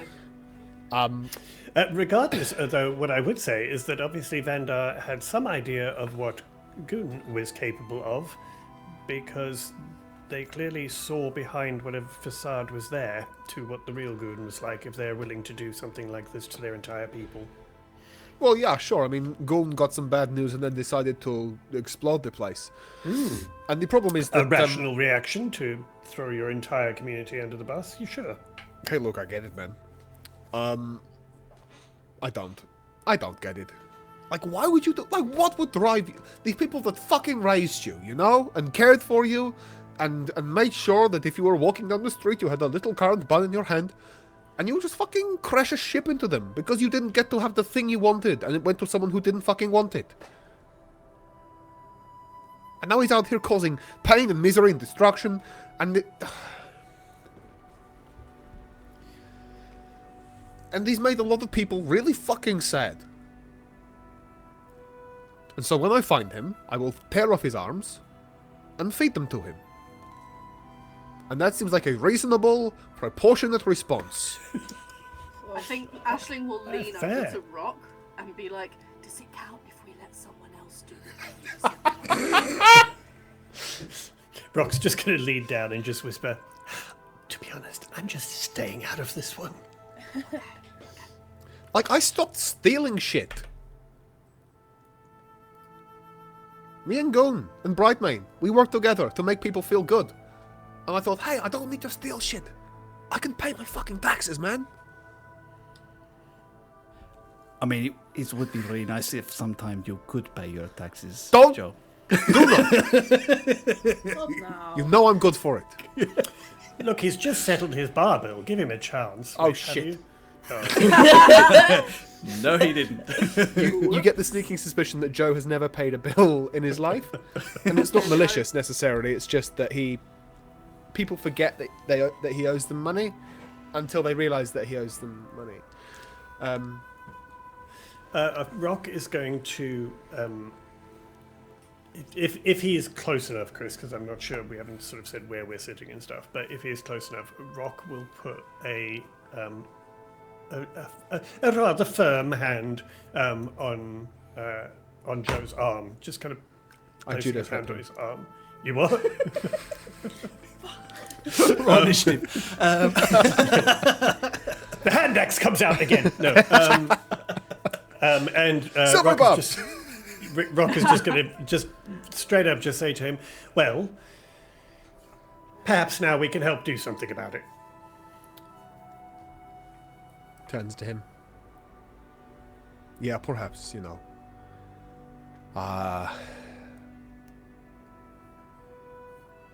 perhaps. So, hands on table. We're going to kill the prince, yes? No, that's not what you said, is it? Not Well, tying him you know up. what? Yeah, let's go one step at a time, shall we? I think you were saying that there might be an easier way first to get rid of some of them. It's our thoughts that it might be better to get rid of one of his lieutenants and work up from there. It will disrupt things enough that maybe we can get a foothold back in our own home. Just so we're clear, Pyron is by no means one of his lieutenants. Pyron is pulling the strings. Oh no, Pyron's a lieutenant. Got the two big fucking guys in cloaks. Like, I know a little bitch when I see one, Like, here's the thing, right? Pyron's what, made of fire? Put them in water. Put him in a barrel, put the lid on. Yeah, and then you put the barrel with the lid on inside the Tyrannosaurus. Oh. Let's take Like, it. it's super clear to everyone that Ashling's T-Rex food has made, like, an impact. Yeah. Let's just take it one murderous step at a time, shall we? It's self-defense, man. There is something else, and Mick looks to Endry, who kind of I saw something that we are all concerned about. We saw a number of people being moved in cages into Goon's residence. Cages? Yeah. People? Okay. Right. We're not entirely certain what's going on, but from talking to the agents, what I have managed to put around this place, they think that one of them was a Kithri, or what Clarence we call a tabaxi. Oh. Okay. It's not definite, Joe, but we think they might have found Brightmane. Okay. So we're going to there then. Okay. Takes the axe out of the table, holsters it, starts cracking knuckles. So, we're going to go rescue a cat lady. Let's go, folks. Okay. Well, right now? Well, Okay. wait, maybe we could take a rest. Yeah, first. I need a wee real quick. Our lives are more important than you. Well, just I would be more helpful in any encounters if we had just a little rest first. Joe, are you familiar with their residence wherever we're going to attack these people? Can we go take a look at it? Points at the map. Is- Oh. Yeah, you know where it is, and it Yeah. is exactly where the old temple would be, but you've not been in the new structure. The new structure is built out of the ship that Goon That crashed. piloted into the street. Yeah. Okay, well, but you know the So surrounding. he jabs a finger, like, at the place. But if you Alright, know the easy, surrounding slice paper. area, then perhaps while we have a little bit of a rest and Aisling does what Aisling needs to do, you could maybe give us a little lay of the land. Skylar is very good at strategically deciding best places for us to be, etc. So that would help us. There's a moment when Rock says Skylar, Joe's like, who? It's me, Skylar, remember? Oh, shit, yes. Yeah, maybe I don't need to rest, so maybe we could go and check it out. Find a way in. Well, look, I don't like planning stuff, because when you plan stuff goes wrong. So you'll go do what you need to do. You have your little pieces. Plan stuff. We And should then plan stuff. we'll just fucking go. Come on, Skylar. We can, like, we don't need to plan. You're a sneakster. Game recognized game. Says a man who's never snuck or done anything delicately in his life. Yeah. Says a man who wouldn't know Rock sneaking if it's snuck Rock up just on writes in his notebook, Joe, terrible at sneaking. You don't need to sneak when all you're doing all the time is telling people where you are. Good point. Loudly. Like, be terrifying. You don't need to be stealthy. Yeah. That's beautiful. Is that Just a problem? yell at people they didn't see you. That's Yeah. stealth. That's what my old cat used to do. While I understand your point, we really do have an advantage right now in that they will not be expecting all of us That's true. to be making this move. So I do think we need to make some preparations to ensure that we take best advantage of this. All right, fine. If we want it to work. Hey, look, I'm not. Look, you guys are the professional, the fuckers of Cloudscairn, so you know. You do you. And Joe takes out the little silver canister, screws off the end, puts it on the table, and pours a coffee. Is it mud coffee? It's it's good. It's like high quality coffee. Oh God, Rock Like the starts sort that you salivating could buy at your local coffee seller. For example, if you're in Norwich, you want to try Coffer coffee. Wow. That's I a mean, that's plus. true. Nice. But I would fair. like to note that Coffer does not currently sponsor Some Other Heroes, but if they would like could. to, Or if they'd like to sponsor a podcast about baked goods where we regularly talk about how great their coffee is. Uh-huh. Fair. Just saying. Are we short resting? Then? Yeah. Is that if okay? you Sick give leave. us Great. some time, I can gather together enough people to make sure that you have a proper distraction. We can draw away a number of the pirates, which will make your life increasingly easy getting to Goon. Okay, here's a very simple question in regards to that. Can you do that without literally putting these people in harm's way? Oh yeah. I will take Indri with me. She is incredibly good at hiding people when they need to be hidden. She Oh, I know. beams. Indri's so good you'll be hidden and you don't even know. You're hidden right now. Fuck! I'm here! Hello! Oh no, where is Joe? Comes out from under the floorboards. Clips through I'm- the wall. I'm That's what I Just get for saying. carrying that silver platter again. drops through the floor and continues to fall. Yeah, all I'm saying is the people in this establishment don't look like they are in the best shape to be taking on anything that's going to put their lives at risk. The distraction won't be coming this way.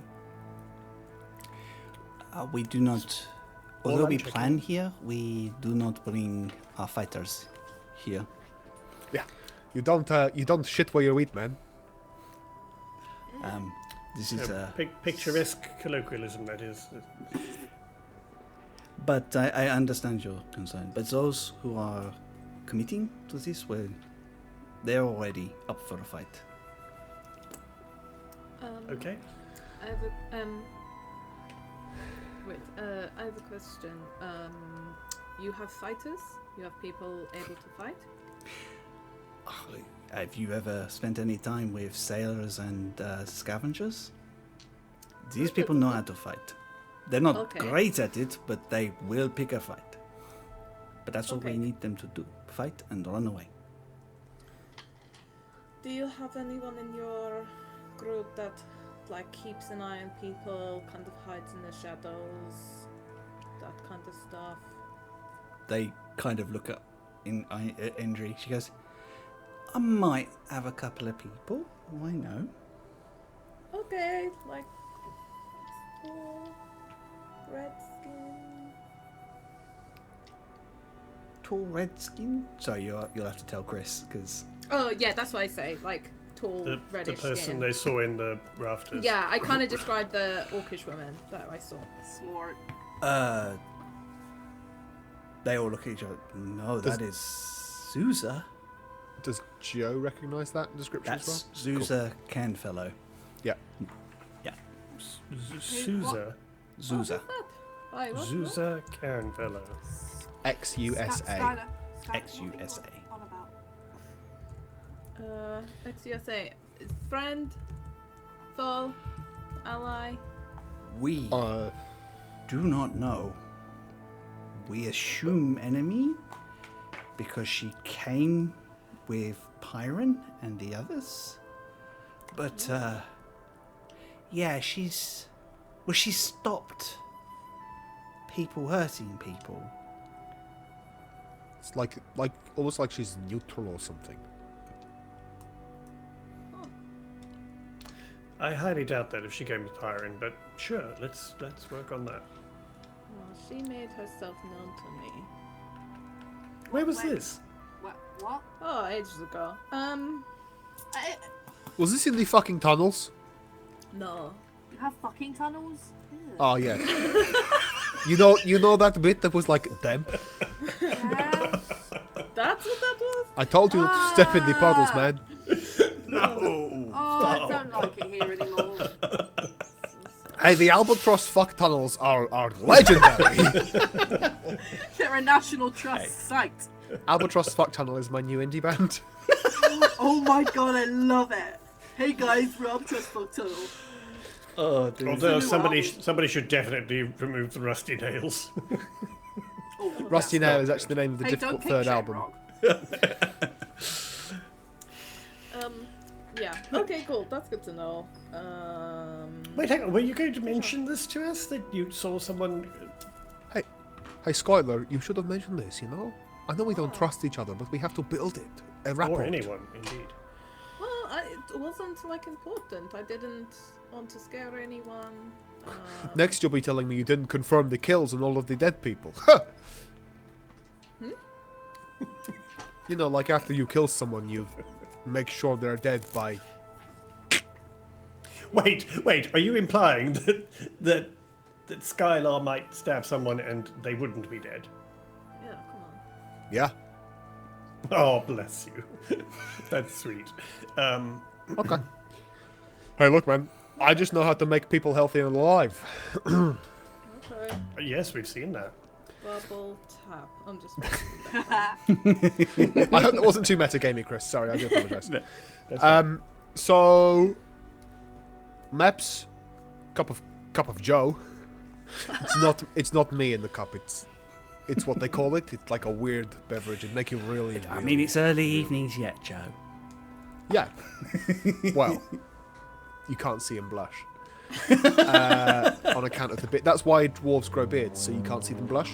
They're That's what it absolutely is. terrible at They're actually taking- easily embarrassed people.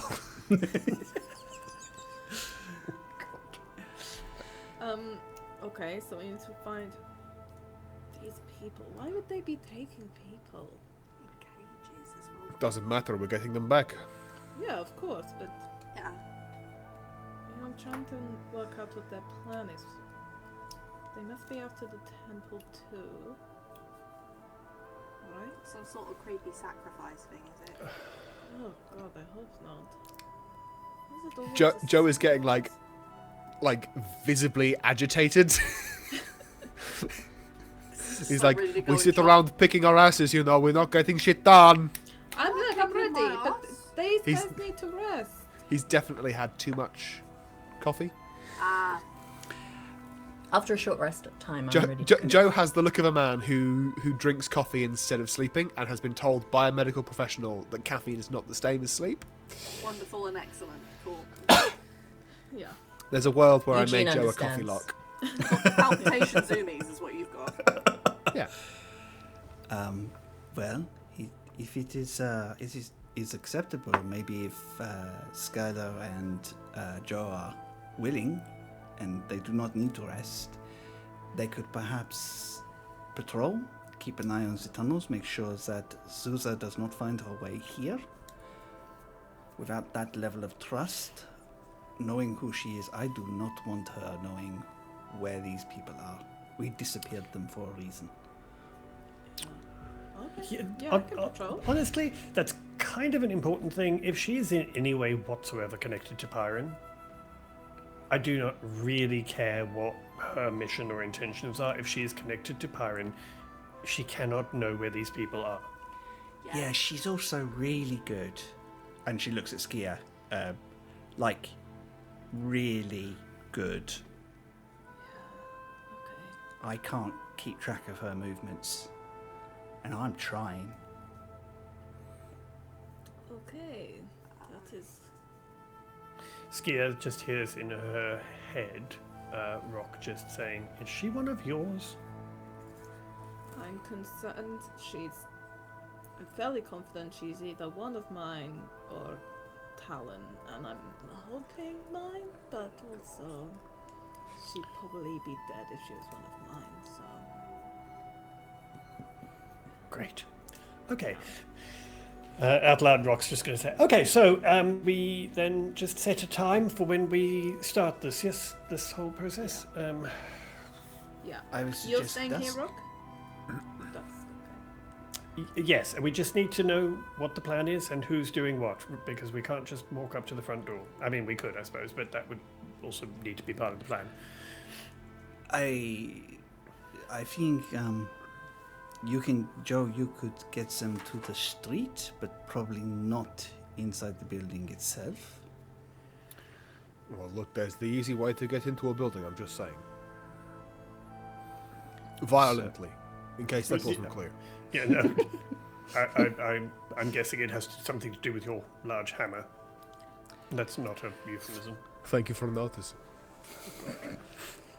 I like your sword.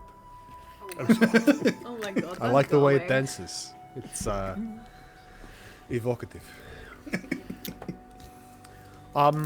Hey. You guys are resting. Me and Skylar gonna go snooping. I need Yep. 11 minutes. Okay. Okay. Okay. Cool. That's a very specific amount of time. Yes. I'll, an injury bounces off of her chair. She's been sitting on a human-sized chair. She kind of just drops down to the floor. I'll go and talk to my feathered friends then, shall I? And she goes.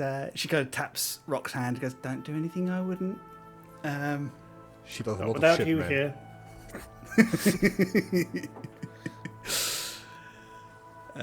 And Okay. strolls off. Rick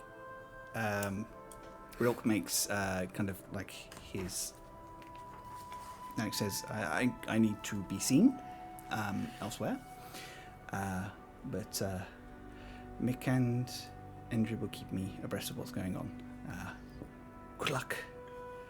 Oh, and you're probably going to hear this a lot. Parshkik's Don't chosen, fuck it but up. You're very welcome. And a definite ray of sun against the storm. We'll do what we can, but that's all we can really promise. Right now, that would be better than we have been. Joe is probably our most effective fighter at this point. Oh, well, we've seen him. He's certainly effective.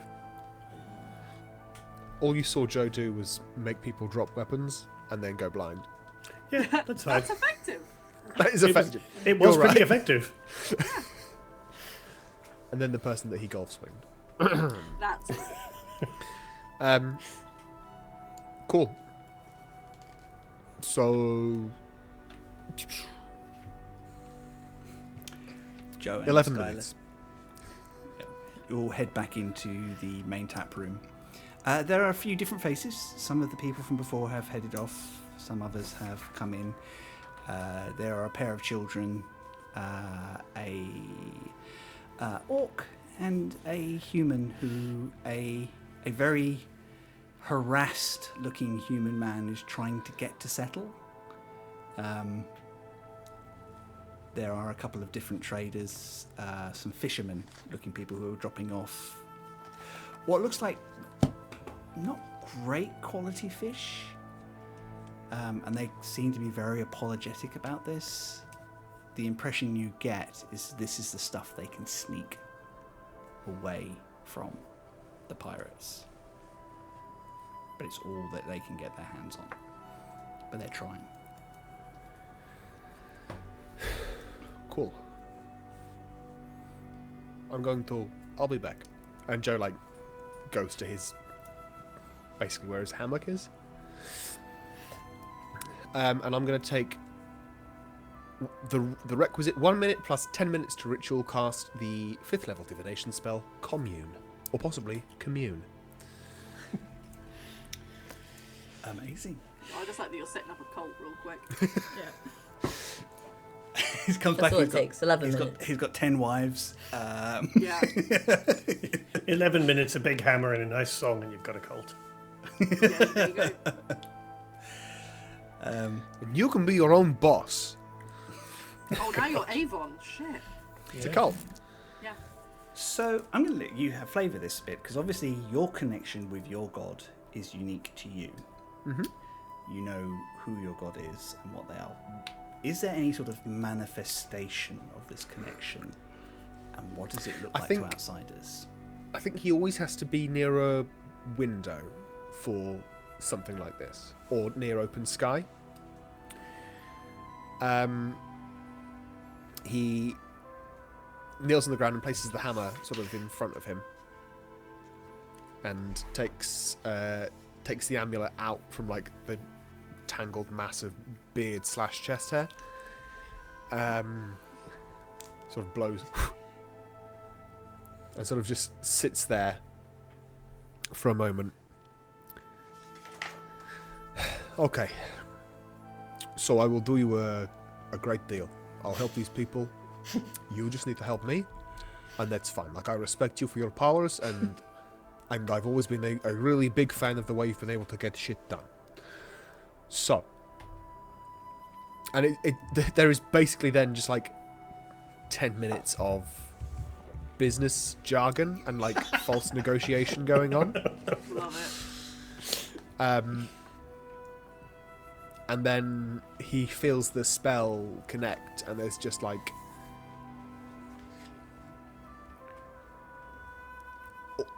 it almost seems incidental, coincidental, but the Everstorm, there's just a little crack of thunder. And then Joe, there's just it's like he's caught in a bit of drizzle. Just his hair gets kind of Slippery? damp. That's why they call him Wet Joe. Yeah. That's what it is. Commune, you contact your deity or divine proxy and ask up to 3 questions that can be answered with a yes or no. You must ask your questions before the spell ends. You receive a correct answer for each question. Divine beings aren't necessarily omniscient, so you might receive unclear as an answer for a question that pertains to knowledge that lies beyond your deity's knowledge. In a case where a one-word answer could be misleading or contrary to the deity's interests, the GM might offer a short phrase as an answer instead. If you cast a spell, blah blah blah blah blah blah blah. You are suddenly aware of that storm. It's ever present. That wailing is so loud all the time that you have learnt how to shut it out. But in this moment, the room around you seems to fade away, and all you can hear is that wind. There's a genuine smile on his face. Okay, thank you for your time. Does Zusa know how to find these people? There is a crack of thunder, Is that a yes or a no? which you have Once for learnt, yes, twice. Twice for no. which you're not entirely certain, but you feel like there's a booming, indifferent voice underneath that says, "No."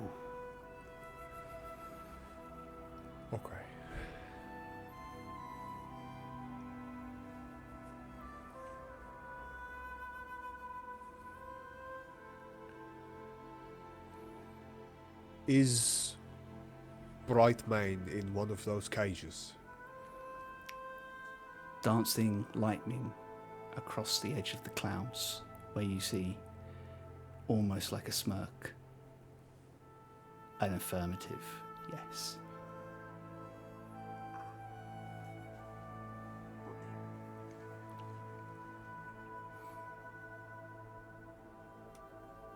Okay.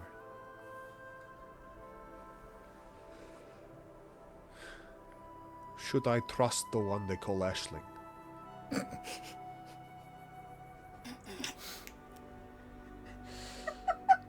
Unclear. Something strange Ask again later. happens. Seems likely. There's a flurry of cloud that kind of smashes into each other, and the thunder is longer ringing than you would have expected. She serves another god, but one we trust. Huh. Hell yeah, I got a good reference. Okay. Thank you for your time. I will have my people contact your people. And Before you go, there is this one rumble. Oh, yes, sorry. Feed me the traitor. Yeah. like, Wait, was he, that looks, Ashling? he looks out the window, like shrugs at the storm, like, yeah, Of course. yeah, no problem, boss.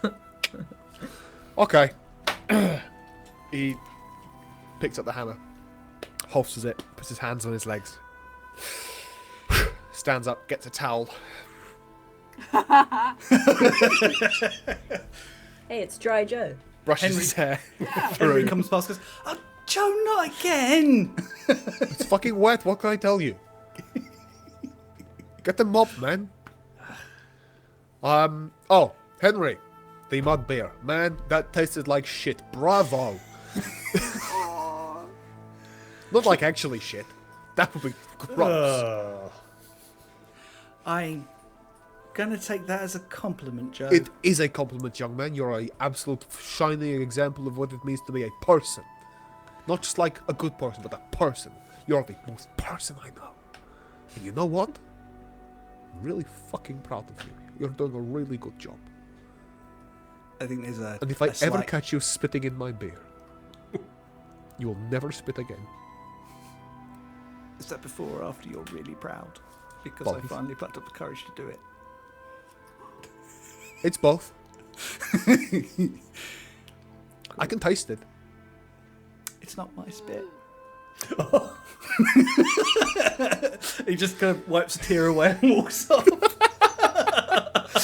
As he walks away, just, Where was the emphasis in that I sentence? know. I know. Yeah, I don't want to know actually. Yes, it's probably best to leave that where it was. I'm sorry, do you guys not like to explore other cultures? Xenophobes? Wow. No, I just wanted to know if it wasn't his spit or it was Or his his spit. spit. It's not Yeah. his spit. It No, wasn't his spit. That's mildly better than the alternatives, to be honest. Just a wee bit. Yeah. Yeah, Joe comes back out. He's like, found it! He holds up he just holds up like something, you can't even tell. It's like a block of wood or something that he then puts in a pouch. Fucking doorstop. He just picks up on. Yeah. the way. Yeah. Took me 11 minutes to find that. Hey, good news, guys. I think we can work together.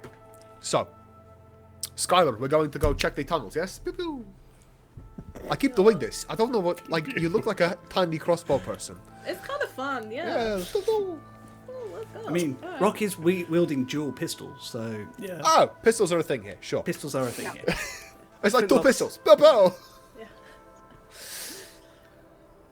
Okay, we're gonna go scout. Hey, Rock, look at me. Yes. Don't fucking die while I'm away. To be honest, there's less chance of being stabbed with you away. He's not that old, Skylar. Oh my god. Okay, just be safe. Okay, Is he? bye guys. Rock, are you Bye. old? Are you also- actually like a red dragonborn who's really fucking old? No, I'm just a white dragonborn that's really fucking old. He's not that old. Shut up. Should we like? He's fine. Okay. He's fine. Because like Just- we used to have a really good retirement community here. Okay, bye. I just started pushing Joe away. Bye, guys. We're gonna have a fight. Really good rights, actually. The Bye. healthcare was excellent. Bye guys. I'm just Don't gonna, Yellow on those die. days. just before Don't die. before Skylar disappears, I'm just going to yell and go, by the way, Skylar, my will's in my left pocket.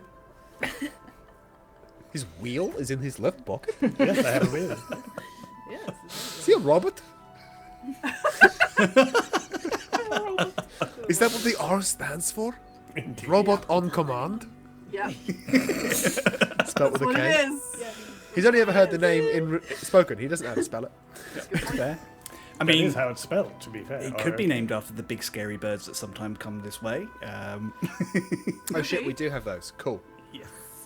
Or as we call them, bad albatrosses. Oh, Bad batross. I'm sorry. There you go. No, I am. That was a terrible. So I'll have perception checks from Joe and Skia. While they are off, Aisling, Eugene, and Rock, are you doing anything in particular? I don't know. I think one thing Rock does want to do is to have a just sort of grab Eugene for a second and just kind of say to them, I just want to check, just because I'm not entirely sure how it works. It seems these people can't get anything in here trade-wise, like those bedraggled pieces of things they called fish and stuff. So, do you think it's possible that if we need to, we could teleport some supplies in?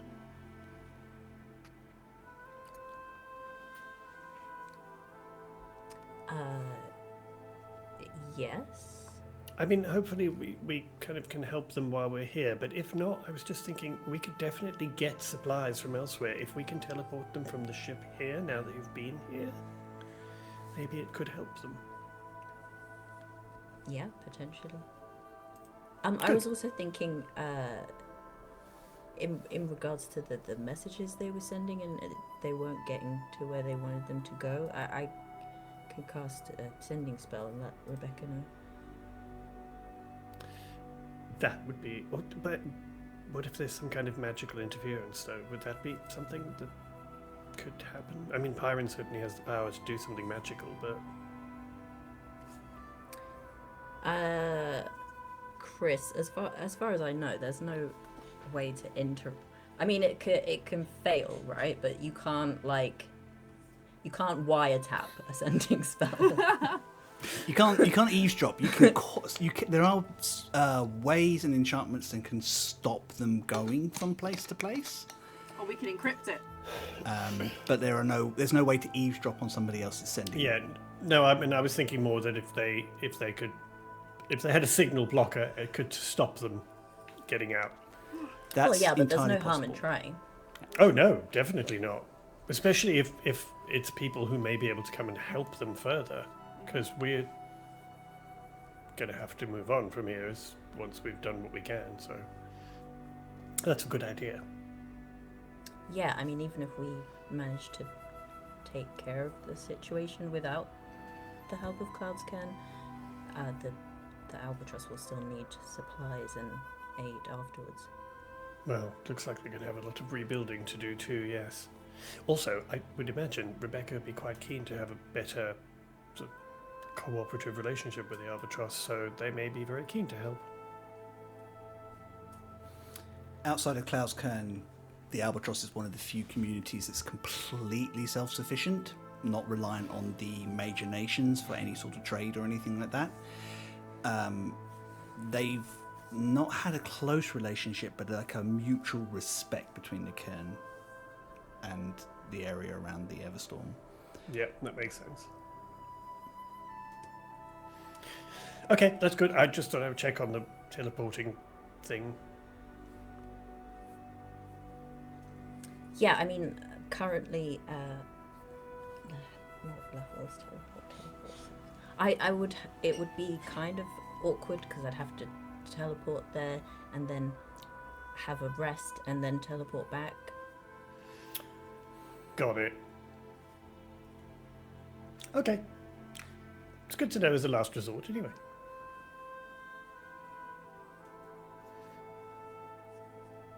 That's it. Okay. You do have a ship with a dinghy that can ferry goods, if you want to. Which is apparently a perfectly suitable alternative to teleporting, as Skylar has helped us realise. In many ways, boats are just analog teleporters. That is, yeah. That's very Just- true. Technically. Because you can get in, stand at the same place, and it just moves you to the next. Oh, while we're talking about things, how concerned are we about Pyron's whereabouts? I obviously can't speak for everyone, but I'm really concerned about it. It worries me that he was here and now no one knows where he is, and it also worries me that we also don't know where the temple is, and I'm pretty sure that's what he's here for as well. So I'm really quite concerned about that. Do you think I should? I could try scrying on him. Do we think it would... I mean, would he allow himself to be scryable? I mean, Guess we'll find out. it's probably worth a try. Although, do you need to reserve your spells for sort of this next encounter if we're going to...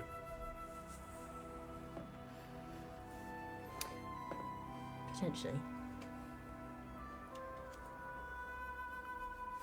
Just checking your scry is a ritual. I don't think it is, unfortunately.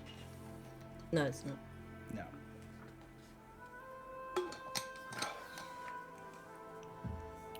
I don't know, even if... I mean, I guess it would only make a difference if we discover he's sort of here with Goon or somebody. Otherwise, even if he is somewhere nearby, there's nothing we can do about it till we finish what's happening today. I was also thinking that potentially we could, or I could try to scry on this, what was the name, Brightmane? And Oh, then at the least one- we could get a look inside, and then potentially, if I can see inside, we could, if there's no way of us getting in quietly, I could potentially teleport us in if I can get a look inside first. I mean, that's a great idea, because even if you could only get a couple of us in, or if it's going to be quieter with just one of us, or just being able to do something from two fronts would, I think that would help a lot. Also, if you got Skylar in, they could probably just take out half the people before we got anywhere near, quite frankly. I mean, that's a great idea. Thanks. I yeah. need to speak with someone that knows Brightmane. Well, that would help anyway. Well, so it that seems I know like Joe knows what them they pretty look well, like. so maybe when Joe's back, you could do that, and that would be a good way to give us some info before we head off. Yeah, the better I know the target, the easier it will. The more likely it will be to succeed. Got it. I think that's a great idea. You should do the planning from now on. Oh, that's fine. I don't think I'm a good planner. I don't want the responsibility. That's basically what it boils down to. An energy The last appears time I around said that, Eugene that just whispers, "You're really good at everything you set your mind to, my friend." The last time I said I didn't want the responsibility, I got a guilt trip. But sure, yeah. Why? Well, a bit different, but okay. While no, these... Sorry, carry on. Yeah. No, I was just going to say that's a great idea. That's all I really wanted to do, conversation-wise, with Eugene. While those two are off doing their thing, can Aisling find any kind of little gap where she's just her? You find a small space in the back where a hammock is hung up that seems to have been abandoned. Love it. Mine now. Is there like a damp patch on the floor? Oh. It's not a sex tunnel, is it? Yeah, you say hammock, I say sex swing. It looks like someone's managed to make it rain in here. Oh, It's another one of the albatross fuck tunnels. Yes. Gross. Okay, no, she's just gonna try her little thingy to get in touch with Alabaster. Fair point. Yeah, roll me an Arcana check, please. Oh, well, fuck. Okay. Does she have anything to help a bitch Should have out? stayed near me. Yep. Yep. Oh, all these decisions and their consequences, damn it. I can re-roll, but no, I have to. Have you got guidance? Because you could give yourself guidance for this. I don't have guidance. There we go. Okay, fair enough. I do. All right. Well, it was a 6. So A 6. I feel like the Okay. call doesn't quite go through. No, the call does go through. Okay. A connect, but you're not focused like you are where you're back at the I don't mansion. have guidance. That's a lie. You feel the connection though, but you know this is one of those yes/no situations where Alabaster can't talk to you directly. He's busy Okay. now. He can just give you abrupt answers. Okay. Can't talk, busy. Yeah. He can't Just circumvent the replying in rules. gifs. Yeah. He can't circumvent the active rules about talking to people on the material plane. He Okay. pushes his luck with what he can do with He commune. can send reaction emojis to things, Yeah. and that's it. Just Right. a thumbs up or a thumbs Yeah, down. exactly. That's it. Okay. Hi. Right. I'll be quick because this is kind of gross here. So, where is? You said you know where people are. So, is Pyron on Albatross? There is the connection when you're not able to talk directly to Alabaster is much more like the emotional feeling you used to feel when he flooded your brain with whatever was going on. There's a sort of it feels a little bit like confusion, but it takes you a little while to narrow it down. It's not confusion as he's looking and he can't see, so he's not sure. It's not a definitive no, he can't see him anywhere else. Yeah. Just can't see him there either. Okay. Are you okay? Yes. Definitive, emphatic yes, which you cannot incite because Fuck. it's a just that feeling. non-tangible, insane Yeah. thing. It's Okay. not a conversation. It's just an emoji. Can I insight check that emoji? You get the thumbs up emoji appear in dust in front of you and then fall to the floor again. I wish I being could able- insight check emojis. Not being able to insight check emojis is like what every autistic conversation is like.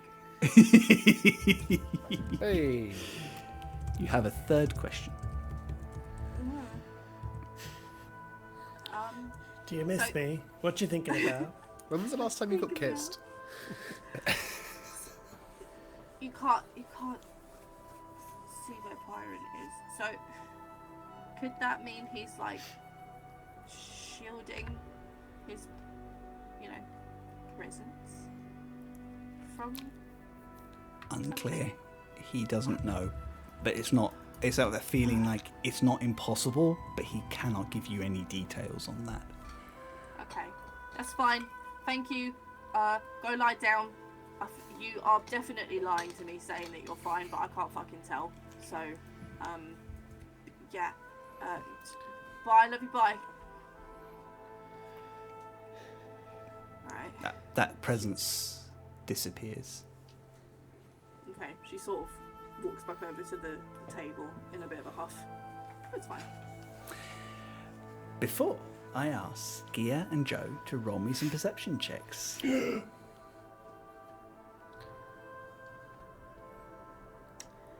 Yes.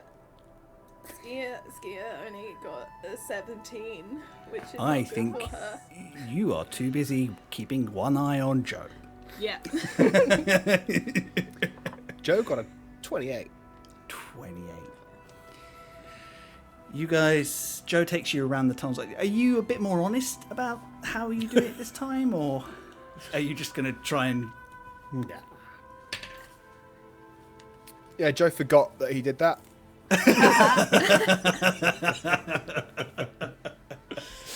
You wander through some more direct ways. It's still a quite a looping sort of... You see journey. all of the chalk marks that you made as you were going through the tunnels, like going past you. The tunnels are clear. At one point in one of the tunnels that goes quite close to the surface, you do hear a bit of a commotion. I hear a commotion. Pair of you find a nice stealthy spot where you can just about make out a street. A market street, formerly, presently patrolled by gangs of embers and pirates, back and forth. The shouting comes from a young man in sailor's garb who's being pushed around by three of the pirates who are laughing.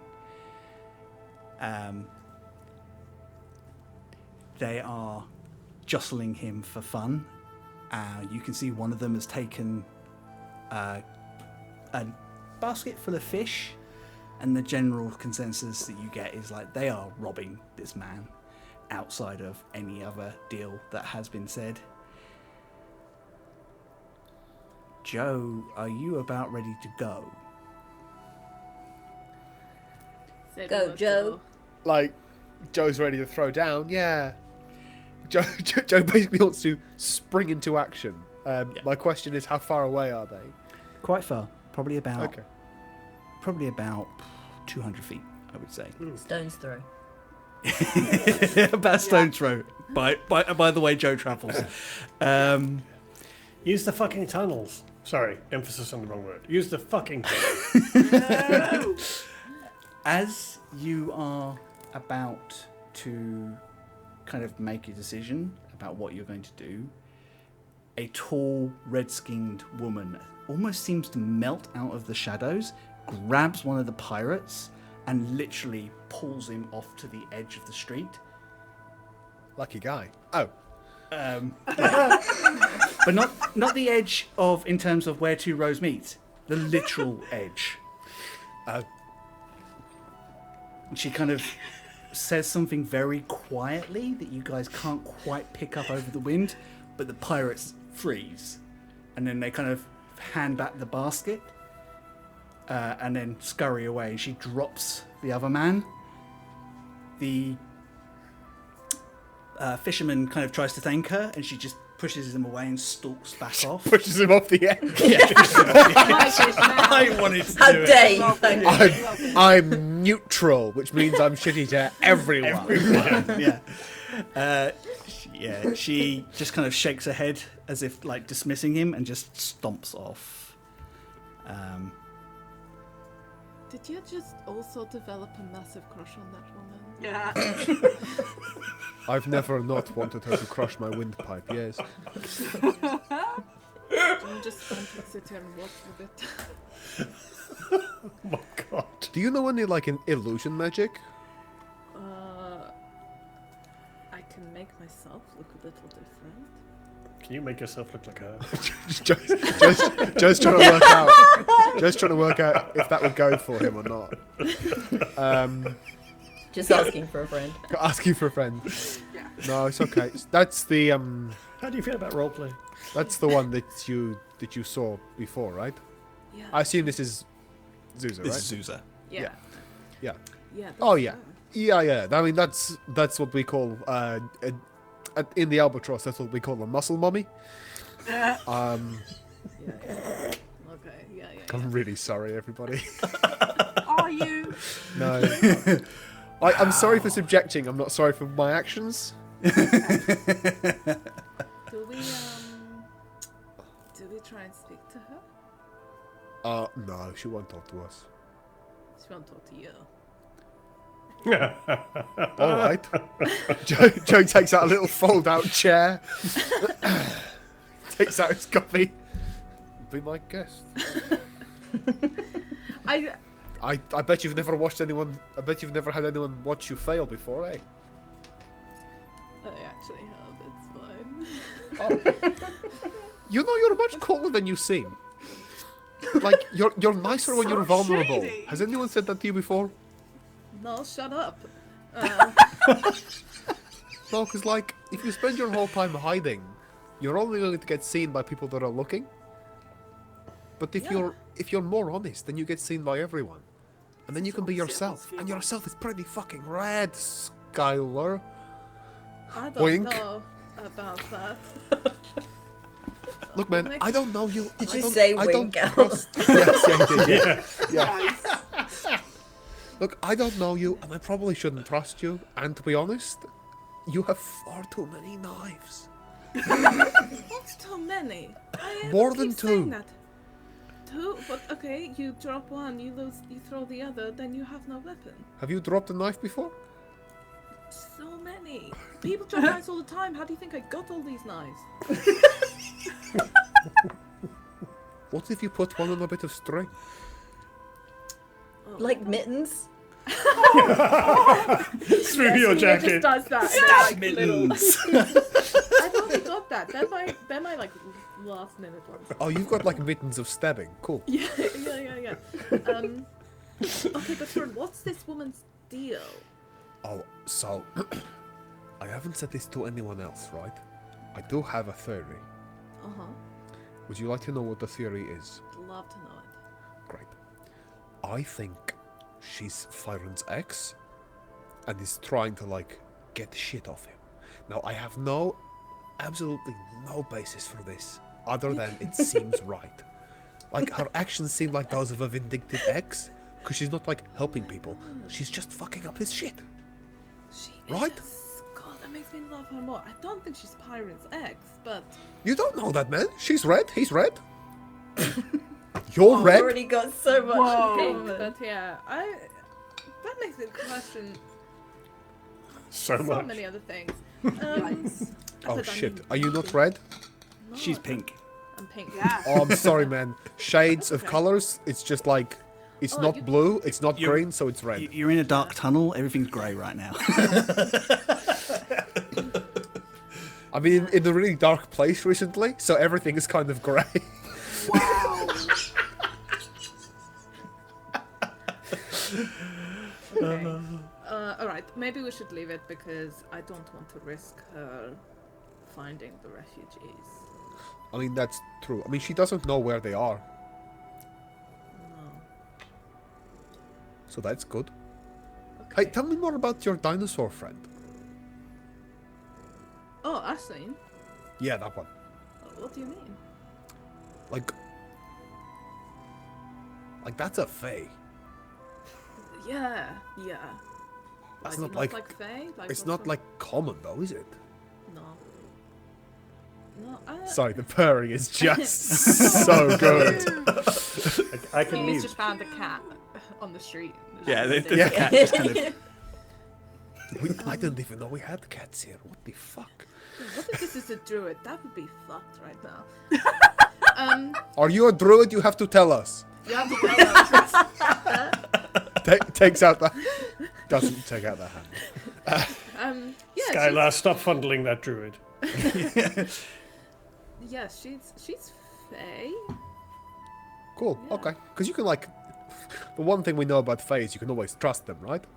I mean, you can't really trust anyone. I don't know why that's just to the Fae. Well, because no, but like the fae cannot lie, or that some a shit fae? like that, right? Well, I don't think Ashling's ever lied to me. Do you think that's because she doesn't want to, or because she's not capable to? I always assumed it's because she doesn't want to, and Why not both? yeah, maybe she can't, and she Maybe also she doesn't want know to. how. Okay, Yeah. cool. Why? You're not gonna like try and like put her in a cage or something, right? No. Okay. Why, are you trying to put her in the cage? No, I'm just trying to protect her. I don't know what your deal is. I mean, people protect things by putting them in cages. Yeah, but like, Sometimes the cage isn't a real cage, you know? yeah, sometimes the cage It's like a is cage of the stabby. mind. I'm the cage. That's. Oh, I don't like that. I'm not caging her. I didn't... Did you notice, Skylar? I didn't prompt that. You said that. Yeah. And I think that's really interesting, don't you? Oh my Yeah. god. Chris, have we been talking for about a minute? I would say you've God. probably been talking about a minute. Cool. Can Scare do a wisdom saving throw for me?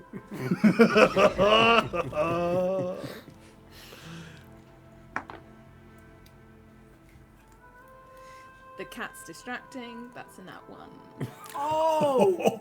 Cool. Joe casts Geas. That's what? It's spelled Geas. Gay ass. Yes. Okay. I'm already. You there. already... Skia already has a gears on her. Does she? Can someone have more than one spell of their own on themselves? Do I? I think you can have multiple gears on you.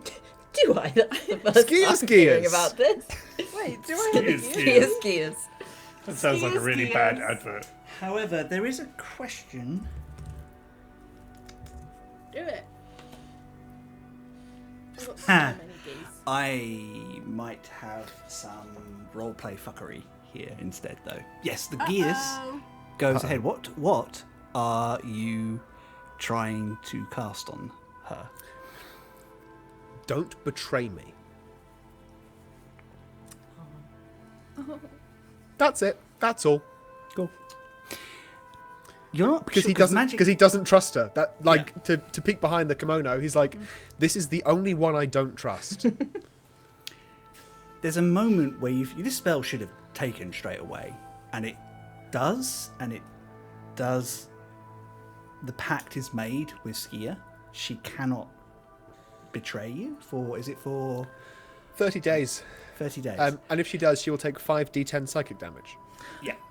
You get the sense as this spell goes through that someone is checking it doesn't interfere with something. Something quite powerful and quite old is suddenly aware of you casting this spell on her. There's a brief moment when Joe thinks to himself, this is a party line. Oh, Is someone's Sia on the aware bedroom of any phone. of this? She would be aware of the spell being hit because Gears. I don't think Gears isn't like passive, is it? It's because you actually have to say "Don't betray me." Place a magical command on a creature that you can see within range, forcing it to carry out. A creature can understand you. It must make a wisdom saving throw. Be charmed by you. Creature is charmed by you. You are charmed by me. So charming, Joe. Maybe it's just a So before. it doesn't say that the creature doesn't know. So Although the components are verbal. it's just verbal. Yeah. So and also Skiers had a Gears cast on her before, and Gears. you recognise the type of spell that's been put on you, but you hear the verbal element. Don't betray me. Joe, I'm not gonna betray you. I know you're not, because you're like Well, you're not really now. cool. You're not now. Look, you understand. Yeah. You know of all of the four of you, you are the only one that like poses a threat here. So Me? yeah, Why am I the only Rude. threat? come on, you don't need me to say that, do you? Well, I mean, Did you see the Well- T-Rex? yeah.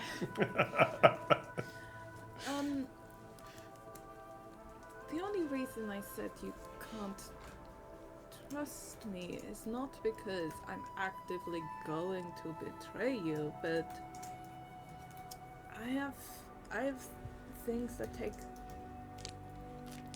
It sucks to say, but things that take higher priority over what might be happening here, as much as I want to help everything.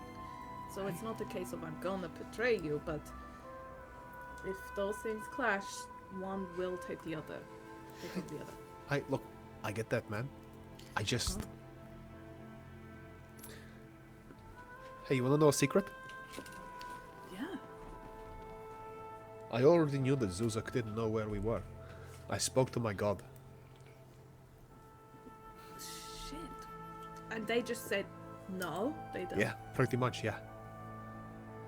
That's so cool. You can just speak to your god and be like, hey, do I need to worry about this thing? And they're like, no. Pretty much. It's not, like, fun. Oh. And, hey, if you tell anyone this, you'll be betraying me, so... Wow. Okay. I can keep secrets. Cool. This feels like it can get abused real quick. If you give me those nuggets, you're betraying me. Yeah. Although, considering how bad the rest of us are at letting secrets out, I'm really relieved that they chose to do this with Skia. Okay, yeah, good point. That's alright. You wait to see when I've got my other 3 spell slots of that level or higher to do with. Don't worry. One of you will only betray me. You guys finish up your patrol and start heading back. This conversation about trust between virtual strangers, pinpointing just how disparate you all are, despite your connected purpose. And with that, we will end our episode today. Oh my goodness. Guys, Oh, thank boy. you so much. The Law Mistress, thank you so much for the raid. We are actually just wrapping up ourselves. I know, sorry. But we really, really do appreciate you coming past with your audience. We really Come do. back next Sunday. We start Yeah, at 3. give us a follow and come hang out. Yeah, please do so. And if you do want to catch up, all our past episodes are on our YouTube channel, which is at Some Other Heroes. If this intrigued you and you're like, I'd like to find out more about this. I'd like to find out if they're this stupid in all their episodes. Yes, we are. The answer is If you like Why do they anything keep talking chaotic, about fuck tunnels? tunnels, we're all very. There's a lot of queerness going on. And, Yeah, hey. It's chaotic and yeah, glorious. if it is your- funny and lovely. If it is your first time here, we are Some Other Heroes. We are queer dungeoneers playing games of TTRPG with a safe space for LGBTQIA plus people and anybody else who wants to come and hang out and have fun and just be, And not be a dick. part of a nice community. Yeah. That's what I meant. I will get my wonderful players to tell you where you can find them, what they've got coming up, and how you can support them if they need it. And today I'm going to start with Charlie. Hello. I'm charlievince.com. That's where my portfolio and my shop and link to my Instagram lives. I pretty much only post on Instagram or Kara. Kara, just look for Charlie Vince illustration. It'll come up. Yeah, I haven't got anything majorly exciting going on at the moment. I did a cool drawing recently, which I'm going to post on social media and in the Discord probably this evening. So, if you want to have a look at that, come follow the Discord and have a look at my socials. And yeah, that's about it. Thank you, Braid. Thank you, everyone, for watching. And hi, Mum. Love you, Mum, of course. Hi, Charlie's mum. Mum. That was beautiful. Always lovely. Amazing. Theo, would you go second, please? Sure.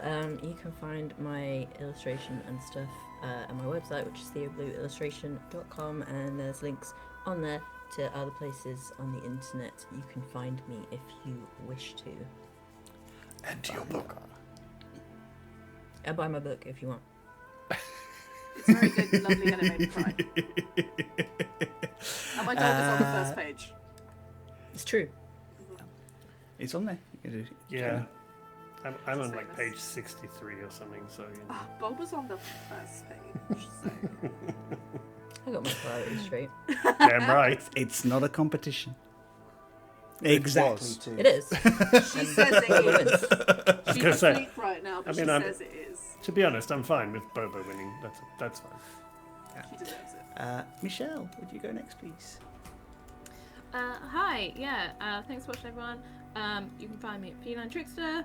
Like I said, don't really post much on social media, don't really go on it.